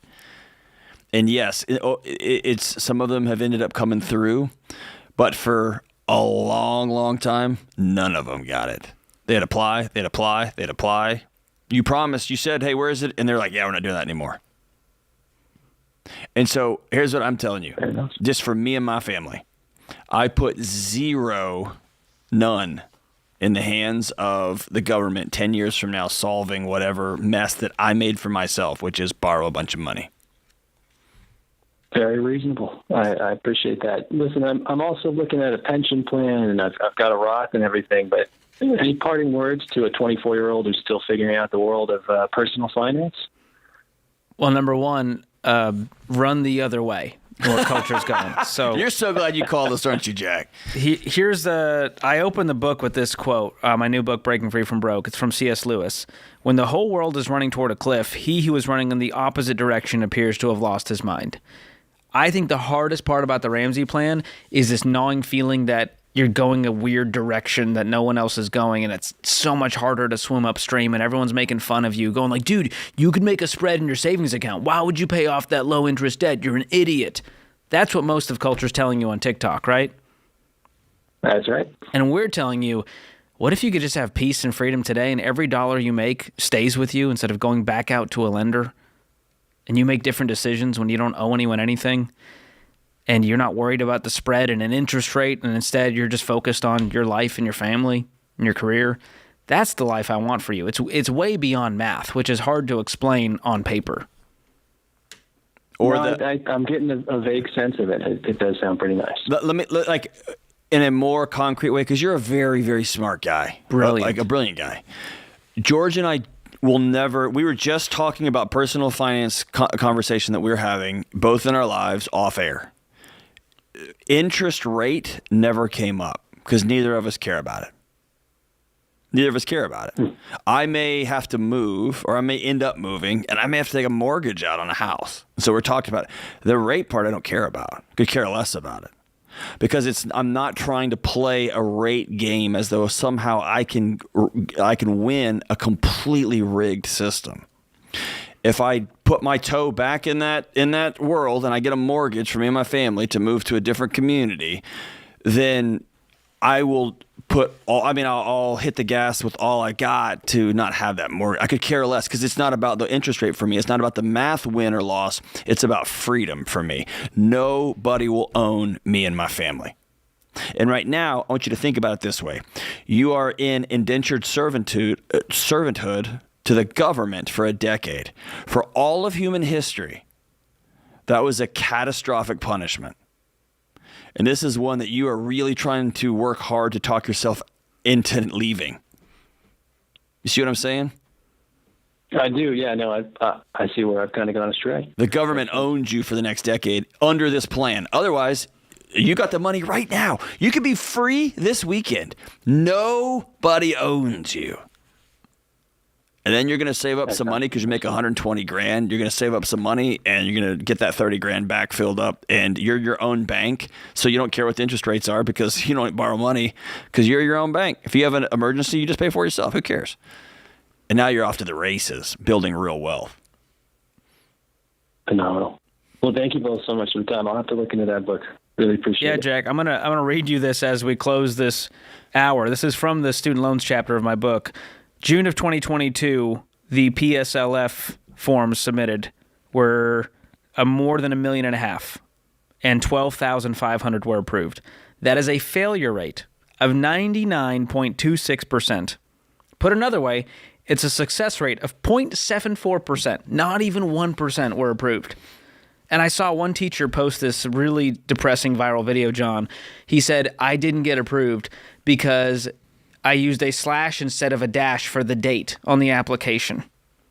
And they said, nope, you didn't fill it out according to our terms, so we're not going to forgive the debt. This is the bureaucratic game we're playing. We're waiting 10 years all to find out a slash or dash was the game changer. And by the way, those 10 years, they're making money on the interest, right? If you're paying these things in the meantime. Yeah, so people's loans are ballooning. The balances are going up over time because they're making minimum payments, doing income-driven plans, thinking this is the path. Someone's going to figure this out. I'm telling you, you got to solve for freedom, man. Be free, dude. Be and free. You can be free today. There's no sacrifice involved here. Hang on the line, Jack. We're going to send you George's new book, Breaking Free from Broke, and you'll get it when it releases next week. Love that. That puts this hour of The Ramsey Show in the books. I'm George Camel. He's John Deloney. Thanks for listening.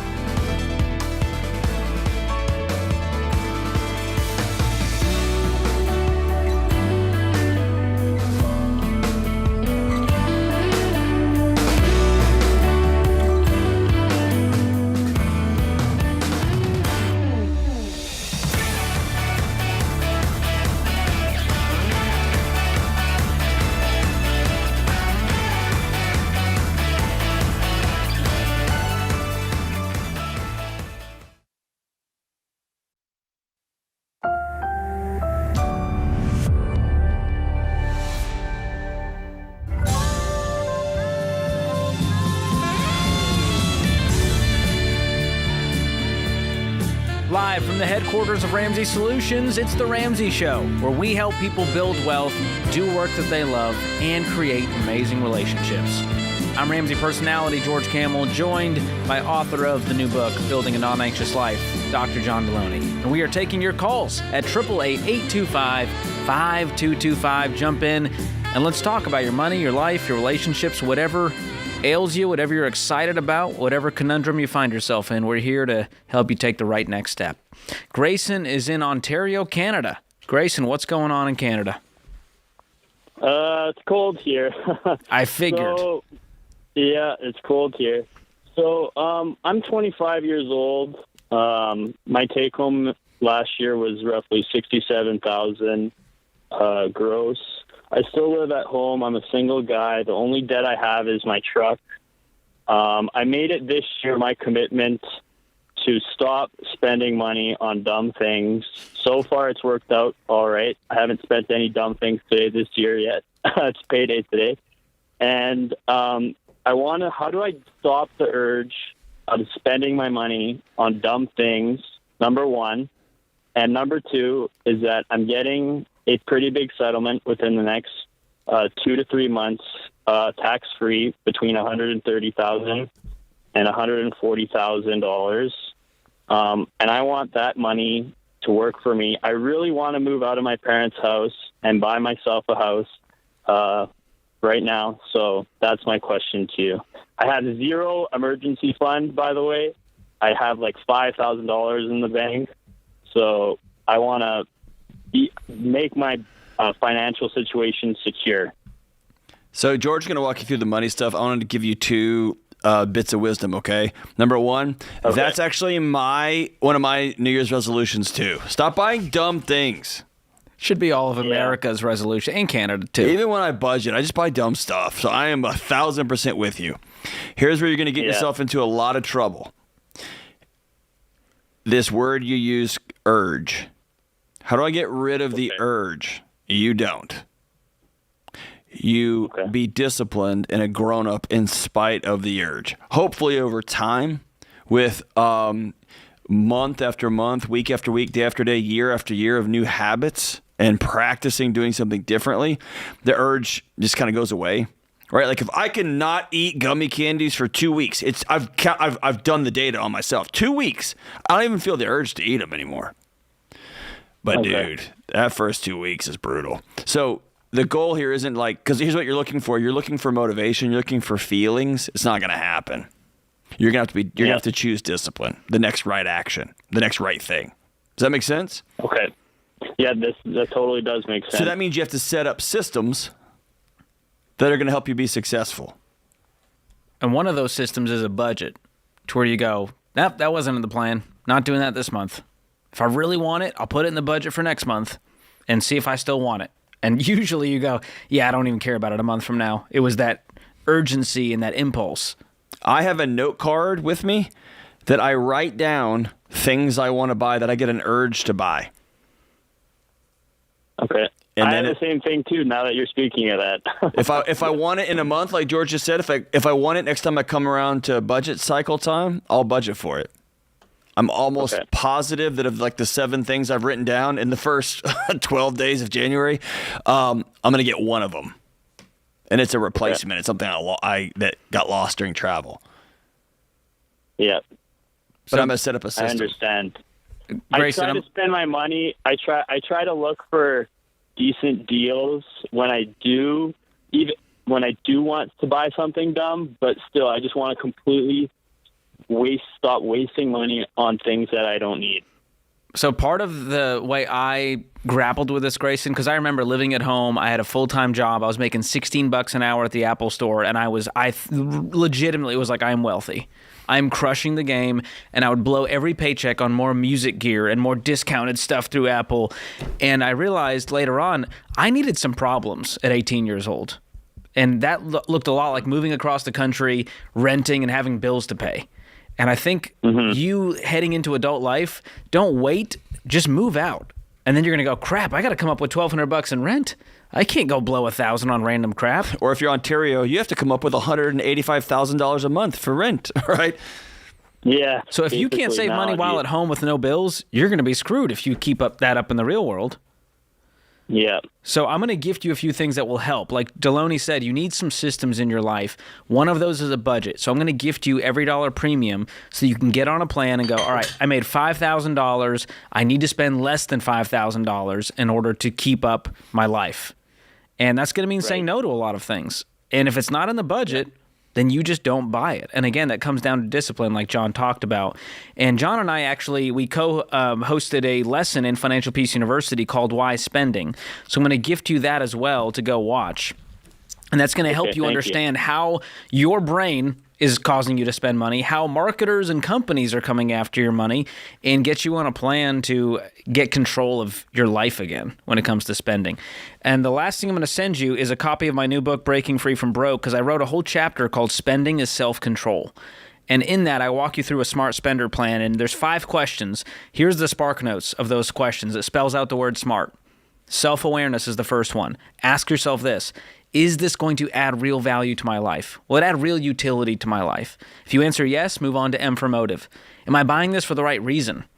Is this just emotional, impulsive, urgency, retail therapy? And if the answer is yes, then we got to pause to that. But if you can say, yes, I'm buying it for the right reason, move on to the A for affordability. Is this in my budget? Can I afford this in full, in cash, right now? If America answered that correctly, Grayson, we would be $0 in debt. And same for Canada, right? So if you can say, yes, I can afford it, it's in the budget, move on to the R for research. Is this the best option, the best retailer, the best price? Because I haven't even Googled to find out. We just shopped impulsively and swiped up on the Instagram ad.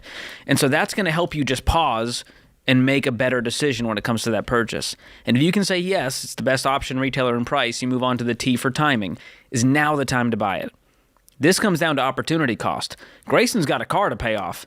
So the right time to spend on dumb stuff is not for a long time until you can stomach it when you're debt-free with an emergency fund and you budgeted for it. And then that dumb thing doesn't feel so dumb. It just becomes, I just wanted to buy it and I had the cash. And it's I spent out of my values and with the right motives. And can I tell you this, brother? Yeah. This is me being honest, I've really struggled to do this on my own. And so it really is my wife and I using the Every Dollar app together. So I know when I buy something, she sees it immediately. It pops up on her phone too. I need that accountability. I wish I didn't, but I need that accountability. I like that accountability. So maybe you find somebody. Maybe I'll have to get my mom to it. I'll have to get my mom to get that, and she'll be like, "What the heck are you spending your money on? I told you not to." I mean, you're a grown man, so maybe mommy's not the right person, but somebody in your life who can hold you accountable, right? Maybe it's a buddy. Maybe George Campbell, hang on the line. He'll give you a cell number, and you can just call him anytime. Booyah. Just kidding. Don't do that. Well, you should hang on the line, Grayson, because we're going to send you Financial Peace University, Every Dollar Premium, and I'm going to send you the ebook of my new book, Breaking Free from Broke, so you can get a head start on that before it comes out. Hang on the line, man.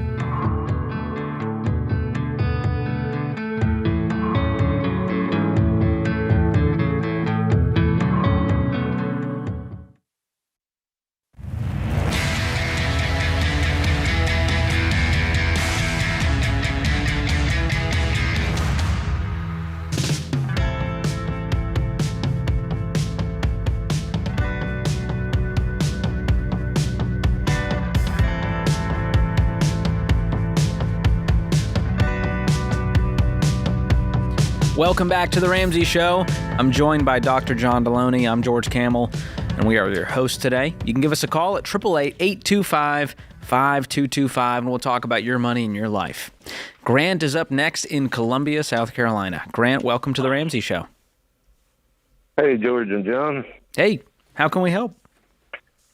So I've got a question. My wife and I have been renting a house for like 20 years. And the guy was going to do a rent to own. And every time I mentioned it to him, he'd never done anything. Well, now he wants to sell the house.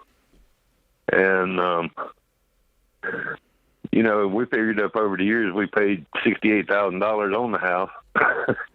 The house is only valued at $34,000. And my wife loves the house. And now he wants to sell it, and he wants $35,000 for it. Would it be in our best interest to go ahead and spend that extra $35,000 and get the house that my wife likes? Do you have $35,000? No. How much do you have? I'll have to get a loan. Well, see, we just got started with y'all last week. Cool. And so, yeah, I'm like 56, and I've only got like $8,000 saved up in 401k. What have y'all been doing? Between living life. Hard. How much money do you guys make? Well, I figured between the two of us, we make $75,600 a year. Okay. That's a little higher than the average income in America. So that's good, but I'm wondering what the heck's been going on with that income for the last 20 years. Well, and I sat here figuring that up earlier because, you know, y'all talk about budget and everything, so I tried figuring out a budget. And I was coming up with that we spend $3,100 a month on our budget, you know, on our bills. And that leaves me bleeding out somewhere around $2,000 every month. That's America right there, baby. Yeah, you should work. You should run for Congress, man.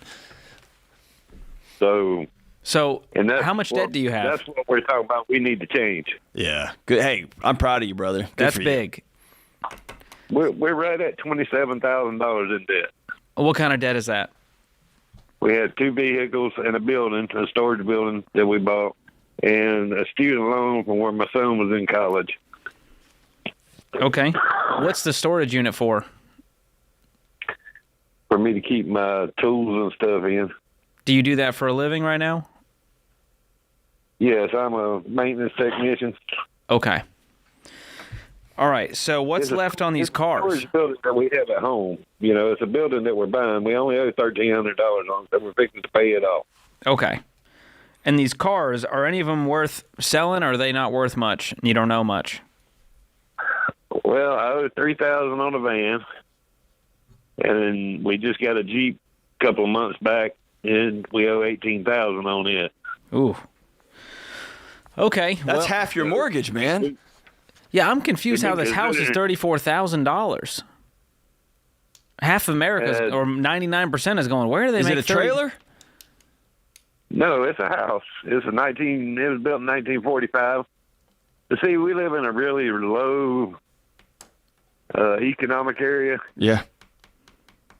And so, yeah, our house is cheap. Well, good for you guys. The good news is you guys can get out of this consumer debt fairly quickly, making $75K. The bad news is you're not in a place to buy this house. Okay.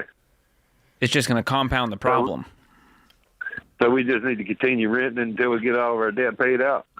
Yeah, I mean, you're making 75. You really get on that every dollar budget. You could pay off 27 using the debt snowball method, where you list your debts out smallest to largest, make minimum payments on all of them except that smallest one. Is that the storage facility for you guys? Yeah. Yeah, that's the storage building. We figured we have it paid off at the end of next month. Hold on. If you have $23,000 and you have $18,000 Jeep, if you sold that Jeep, does that knock off most of your debt? Yeah, that would be most of the debt, but I would do that, man. I would do that tomorrow. Do this between you and a house. If the car is worth half of the house you're renting, I think you got too much car. So you could downgrade to a $5,000, $10,000 car, right? And you're in the maintenance business. I bet you're pretty handy. All right, so I'm going to ask George a question, Grant, on your behalf, but I'm going to ask him, okay? So I want you to eavesdrop this conversation. George, we've got real clear principles when it comes to like ratios to buying houses. This house is $35,000. It's less than most people's cars. Exactly. And so if Grant went and sold his Jeep and ended up with $5,000, he pays this thing off next month. If he was to go down and get a mortgage for a $35,000 house with a $75,000 income, I mean, he could have this whole thing paid off. I'm asking you, is there because this is such so far outside the bell curve situation, is there a moment where you don't normally get a $35,000 house? And so if he'll have the courage to go sell that Jeep and knock his debt all the way down there, can he go and just buy a $35,000 house? Well, the other issue is there's no emergency fund here. You guys don't have anything in savings? Just like $500. So that's the part that worries me. On a 1940s house, one thing goes wrong, you guys are broke, and you're going to go back into debt to solve this. So I would see if you can work out a deal with this guy and say, hey, listen, give us 6 to 9 months. We're going to pay off our debt, get an emergency fund, and then we're going to buy this house off you. Okay. How urgent is this sale for him? I'm not sure. I mean, he said he wanted to sell it, but he would. I mean, he's been hanging on to it for 2 decades now while you guys rent it, right? Yeah. I mean, it originally started to be ours. Yeah. This is the sad part about it. It originally started to be ours. We had it. We were buying it. And I lost my job, and we were getting foreclosed on. And and I was doing work for the man, and he saw that I was in a conundrum, and he asked me what was wrong, and I told him. So he offered to buy the house, and he was going to sell it back to us. Well, 20 years later, man. Yeah, I'm glad you have hope that you can turn this thing around, because John and I believe you do, and you're going to get there. But I would clean this mess up first, man. Sell the Jeep, get rid of the debt, get an emergency fund real quick. Then, if you want to take on, that loan to cover the house, you're going to be paying that off real quick as well. So within a few years, you're completely debt free, no house payment, no more payments. And George, I love the idea of Grant sitting down with his landlord and saying, "Okay, in 9 months, I'm going to buy this house from you. So we're going to shake hands on it." And Grant and his wife get together and just hammer out pay off this debt. Get rid of this dumb Jeep, pay this thing off. There's a carrot dangling here. I'm going to take some extra shifts. I'm going to take my old van. I'm going to deliver pizzas with it. Whatever I got to do in my community. It sounds like it's a very low-income community with $35,000 house. I'm going to do whatever I have to do to get this thing knocked out and then get some money in the bank so that I can buy this house. Yeah, I truly see a world in 2.5, 3 years, they don't have a house payment. They own no debt, everything. no house payment, emergency fund. I love it. Let's take a quick one here from Danielle in Charlotte. What's going on, Danielle? Hey, thanks for taking my call. Sure. My question is, what is the best way to pay extra on a mortgage to pay it off quicker? It's like to make an extra payment mid-month, or just pay that extra amount on the principal with my regular monthly payment?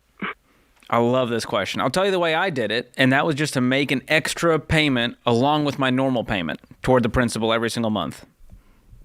And try to keep it consistent. Set a goal and say, hey, every month we're going to do an extra $1,000, or we're going to do double the mortgage payment every month, and try to beat your personal best every single month. But there's a lot of TikToks out there about this strategy, and if you do, $14 extra by the end of the year, you'll have done an extra payment. Don't overcomplicate it. Just throw as much as you can along with your normal payment. If that's on the first, just go ahead and do it on the first. You're not going to, hack the system by doing, the extra payment strategies that you see on social media. Okay. How close are you? We only owe a little under 73. Well, actually, it's about 72.5 is what we owe on it. Amazing. And 11 years left on a 15-year mortgage, so I was hoping to get it off sooner. Oh, yeah, dude. Crush it. You will get there so much sooner. And that's what I love about the 15-year, Danielle. Worst case, it's done in 15. But then you're like, dang, we could do it in 11. You're like, dang, we could do this in 7. But the 30-year, you go, well, we got wiggle room. If we pay it off in 15, that'll be a huge win. So I love this aggressive strategy you have to have total freedom.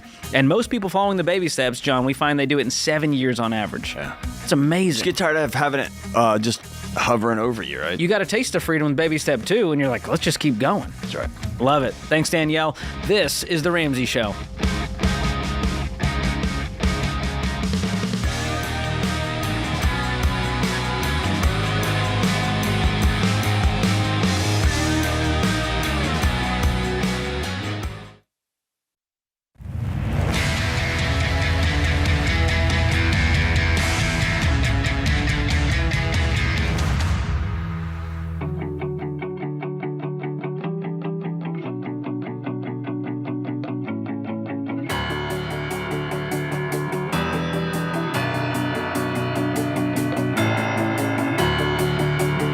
Welcome back to The Ramsey Show. I'm George Campbell, joined by Dr. John Deloney, and we've got some guests on the debt-free stage.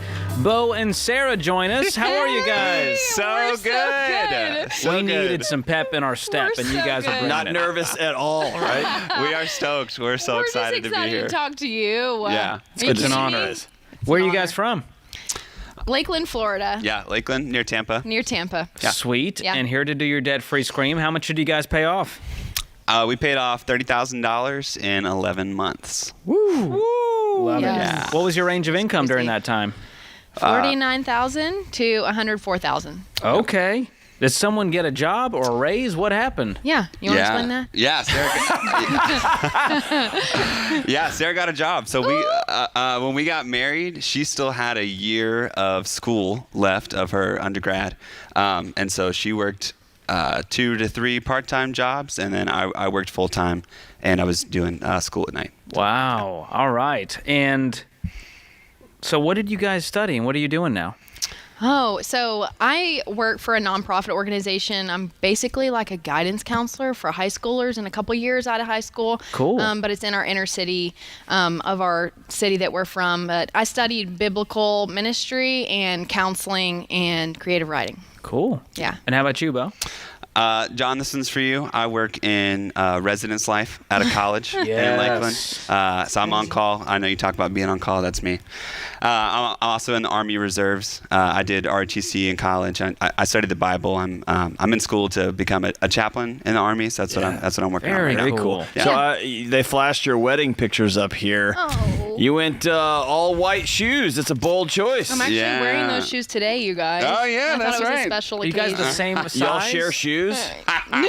Oh, she had her own pair. Oh, you had your own pair. I had those shoes Yeah, I on was- too. yeah, I was talking about Bo, but That's Yeah. cute. way to make it weird, Sarah. Way to make it weird. Way to make it weird. So what kind of debt was this $30K?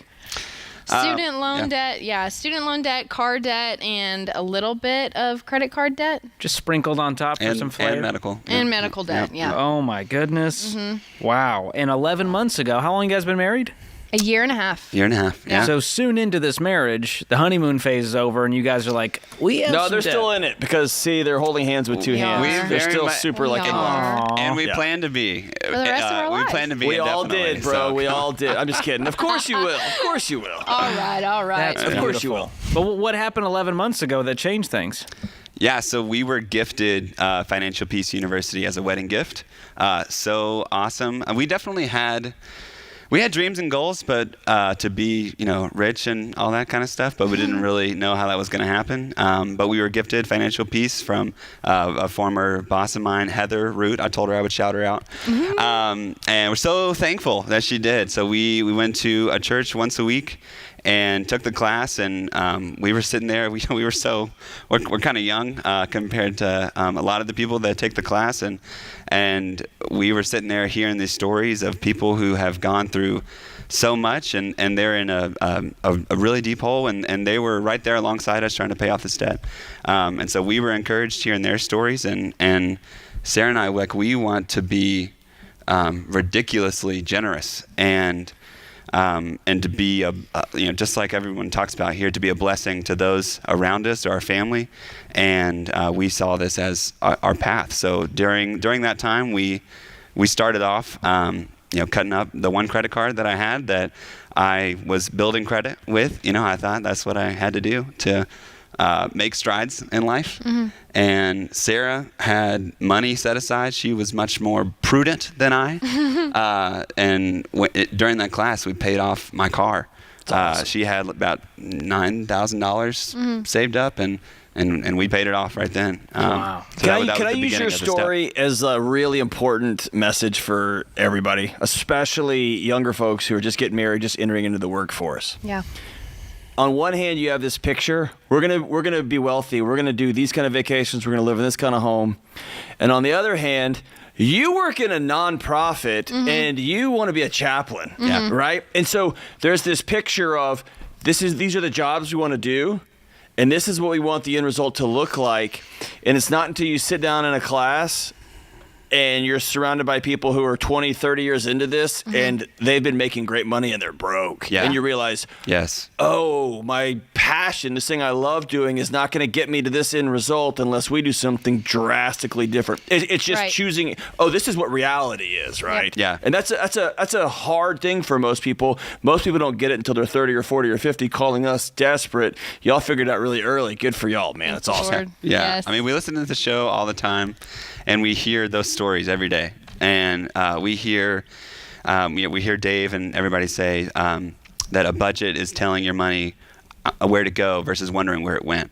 And I feel like that's been the difference for us, is so many of our friends, people that we know, and stories that we heard in that class were just like, I don't know how we ended up here, but we're here.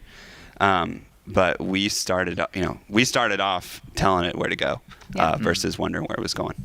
Yeah. That's amazing. What was the most surprising part of these 11 months of sacrifice for you guys?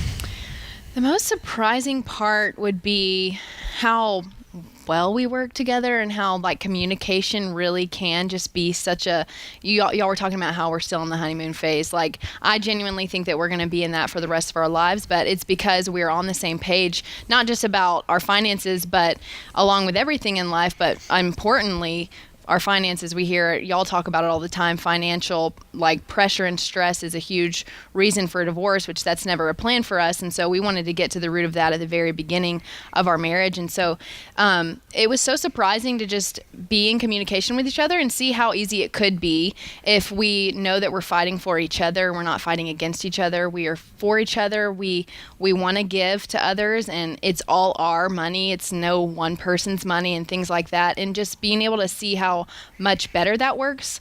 I think that was something that surprised me. I was just like, wow, if we're just in communication, I've always heard this is supposed to be super difficult, but this is actually fairly easy when we're talking about it every day and we're supportive of each other. And I'm more of the nerd. He's the free spirit, but you know, he lets me lead it sometimes in that. And then I let him lead where he's best. And so communicating about that was surprising to find this is actually easier than people make it out to be. That's beautiful. And you got some cheerleaders in your life along the way. There's some weird people in the lobby hanging out with you. Who are these people? Yes, these are two of our best friends, Ashlyn and Tucker. We're taking a Nashville trip with them this weekend, and so they were super excited to be with us. We love them. Supportive friends. That's Bo, really can I applaud you on one more thing? Oh, sure. Yeah. And if you have to be watching this on YouTube to see it, or on social media, but on behalf of all of us who never really understood George Camel in those skinny jeans, thank you for bringing back jeans that Limp Bizkit would be proud of. That's my jam, dude. That's my jam. Thank you. Thank you very much. Thank you for that, John. Had no clue where you were going. Didn't know where you were going full Jinko on that one. No, he's Jinko'd out. He looks good. No, he they're looks styling. fantastic. Beautiful couple. We're so happy for you guys. What do you tell people the one thing is to become debt-free? What's the key? I would say, well, the every dollar budget is huge, but then also we are believers, as you can probably tell. So just knowing that all of the money that we have is not ours, we are blessed with, bodies to work and this money that we've been given. And when we steward it well, we're able to live with an open hand. And so that's one thing that I would want everybody to know, is that being a good steward of your money and being a good steward of your finances, really you just see the Lord work in amazing ways. And Wonderful. Say anything different? Well, we've got the Live and Give box for you guys as our gift to you. Baby Steps Millionaires, Total Money Makeover, Financial Peace University. Use it, give it away, bless other people with it, get them on the journey. So proud of you guys. All right, here it is, the moment we've been waiting for. Bo and Sarah, $30,000 paid off in 11 months, making $49,000 to $104,000. Count it down. Let's hear a debt-free scream. 3, 2, 1. We're debt-free!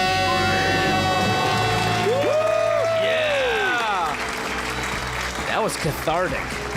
That was visceral, John. They're hugging, they're kissing. Gosh, what a beautiful picture of love. They're wearing clothes that fit. This is an amazing couple.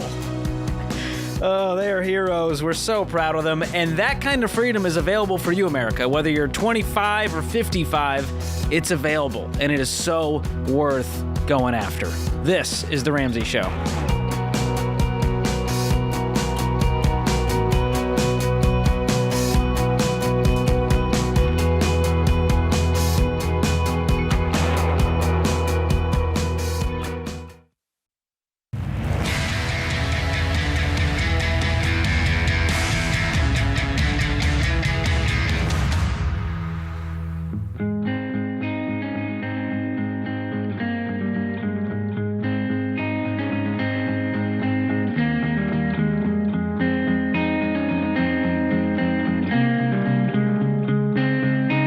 Welcome back to The Ramsey Show. I'm George Camel, joined by Dr. John Deloney. Our scripture of the day, Matthew 5:14 and 15. You are the light of the world. A town built on a hill cannot be hidden. Neither do people light a lamp and put it under a bowl. Instead, they put it on a stand and it gives light to everyone in the house. Jordan Peterson said, you should be better than you are, but it's not because you're worse than other people. It's because you're not everything you should be. He's got away with words, John. He's very smart. You were on his show. That's fun. It was on his show. It's a great interview. Yeah, and hanging out with him in person is one of the most like the word that comes to mind, people are like, what? Is one of the most delightful human beings. Just a very like a joyful, kind presence. And so on all of his clips are always very abrasive and this cerebral intense, but just in person, just a very lovely guy. So. People say that about me too, behind the scenes. Hey, before we take one more call, I want to remind everybody, George Campbell's brand new book coming out January 16th. That is Monday. This is the last weekend. So you're either listening to this live or you're going to get this podcast tonight, sometimes Saturday, sometimes Sunday. This is it. Breaking Free from Broke. Pre-orders today for only $20 and get $100 in free bonus items. If you know anything about George, he's always looking for a deal, and so he made one that you can 4x, 5x your investment here. $20 and you get $100 of stuff for free. The last day to pre-order this is Monday. So go get it right now. Go get it right now. Go get it right now. Go to RamseySolutions.com/store. STORE. Good spelling there, John. I'm excited about it. People already have the ebook. Some people have the physical book. They found it in bookstores. It got shipped to them early, and so it's cool to see it out in the world in real life, and people are enjoying it and laughing while learning about money, and it's making it simple versus complex for the first time, and awesome. That was my one goal, so I'm excited to see how it helps people. Very, very cool. All right, let's get to the phones. Crystal joins us in Portland, Oregon. Crystal, welcome to the Ramsey Show. Hey, thanks, gentlemen, for taking my call. Sure. How can we help? Well, I don't know how much of a backstory you want, but I'll just shoot off my question, and then you guys can answer. Love it. Hopefully. It might be a Dr. D question, but I'm really wondering, how do I get over a poverty mindset when my family is actually doing financially well? How do you how would you define poverty mindset? Well, I guess primarily the fear of not having enough, or that my family will be destitute if I lost my job. I don't feel like there's really any dollar amount per year or in the bank that'll actually make me feel better. Oh, I love that. Good for you. You're right. You're right. So I'm going to ask you a couple of just really simple yes or no questions. Financially speaking, are y'all leveraged to a point where if you did lose your job, y'all would be destitute? No. Okay. So you know that your body feels one way, but data, the facts of the situation are something else.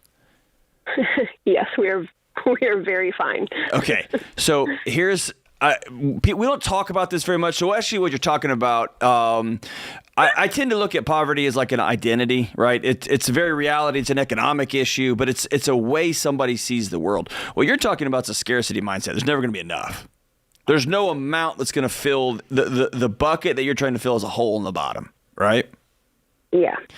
And so what we don't often talk about this, and that's on me, I don't talk about it, is you're experiencing two things. One, I'm assuming you grew up and it was things was a chaos. Extreme poverty on all forms of social services, and my mother would still give our food stamps away for drugs. That's right. That's right. So you don't have, and I'm talking about in your nervous system. Your body doesn't know relational stability. It doesn't know economic stability. It doesn't know home stability. So all of this stuff is your body is learning in real time. You're changing the oil in the car while you're flying down the highway. Fair? Yes. All right. Here's what we don't talk about enough. You have, after grinding it out, you got out. Fair, Crystal? You got out. Yeah. And I am more than I ever thought I would be. There you are. And you used that, it was jet fuel. It got you here. And then there's a scary thing that you never anticipated, and it's that you don't trust you here.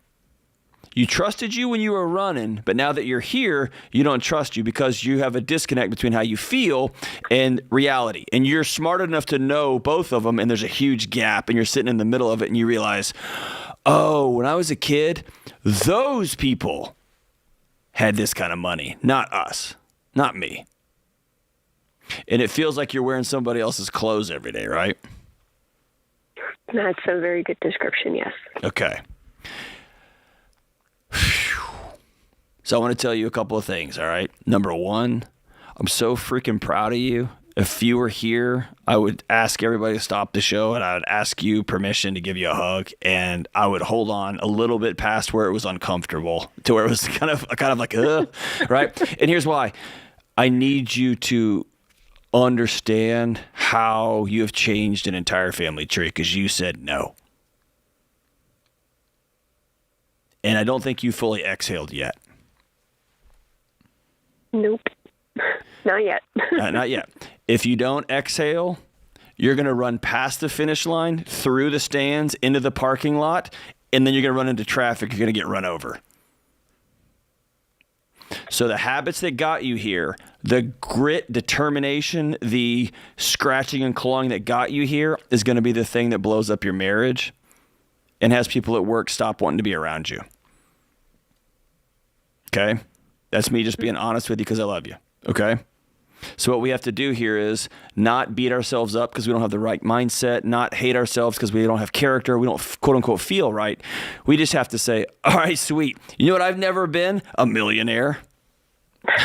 And now I am. So I'm going to practice these new things. And I'm going to reverse engineer a new identity. I'm somebody who does really well. I've worked really hard. And I've been blessed. I'm somebody whose family is okay. I'm somebody whose husband's not going to leave. I'm a mom who's never going to trade my kids' food for drugs. And then I'm going to exhale because it feels weird to say that. Is that fair? Absolutely. Why is that hard for you to hear?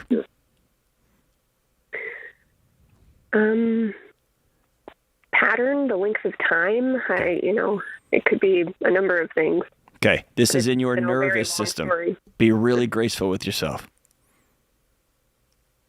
Really graceful. You're so amazing. You can't even see it. You can't even see it. Okay, I'm gonna tell you something that has helped me transition from growing up in a house where things were really tough to a very different adulthood, and it's something I learned from not Dave Ramsey, but my friend Dave, like off air, and it's this idea of ratios. Okay, and when we had nothing, groceries cost X and there was a ratio there. Now we make this much money and the zeros look huge and the size of the house looks huge and the mortgage looks huge. All these things look huge. We're just going to look at ratios. How much do I make? How much do we have in savings? What are we going to spend on this car? What are we going to spend on this meal? What are we going to spend on this vacation? What are we going to spend on taking care of this family at our local church who has nothing for Christmas? The ratios are going to guide us because the numbers they set off every alarm that we have. Is that fair? Yeah, you're right. I'm a little too detail oriented. There you go. And when you sit down to go, I'm going to buy this car and it's $50,000, your body goes, $50,000, right? And all we're going to do is we're going to feel that. We're going to go, whew, yep, trying to take care of me again. Appreciate you. And then we're going to look at the ratios. I make $450,000. I can buy this $50,000 car. I got cash. I'm good. And I gave away $100,000 last year. We're doing great. I'm going to buy this car. See how the ratios will save you as you practice? Yeah. So, Crystal, practice that in your budget. Force yourself not just to save, but to also spend and enjoy and to give. Yes. That is going to unlock some magical things if you can learn to be generous and learn that money is not a finite resource. And so I hope that helps. These are skills to practice. Yes. And it's a muscle you have to continually flex in that budget. And I believe you'll get there. I'm proud of you, Crystal. You're amazing. That puts this hour of The Ramsey Show in the books. My thanks to my co-host, Dr. John Deloney, all the folks in the booth keeping the show afloat, and you, America. Until next time, spend wisely, save intentionally, and be wildly generous.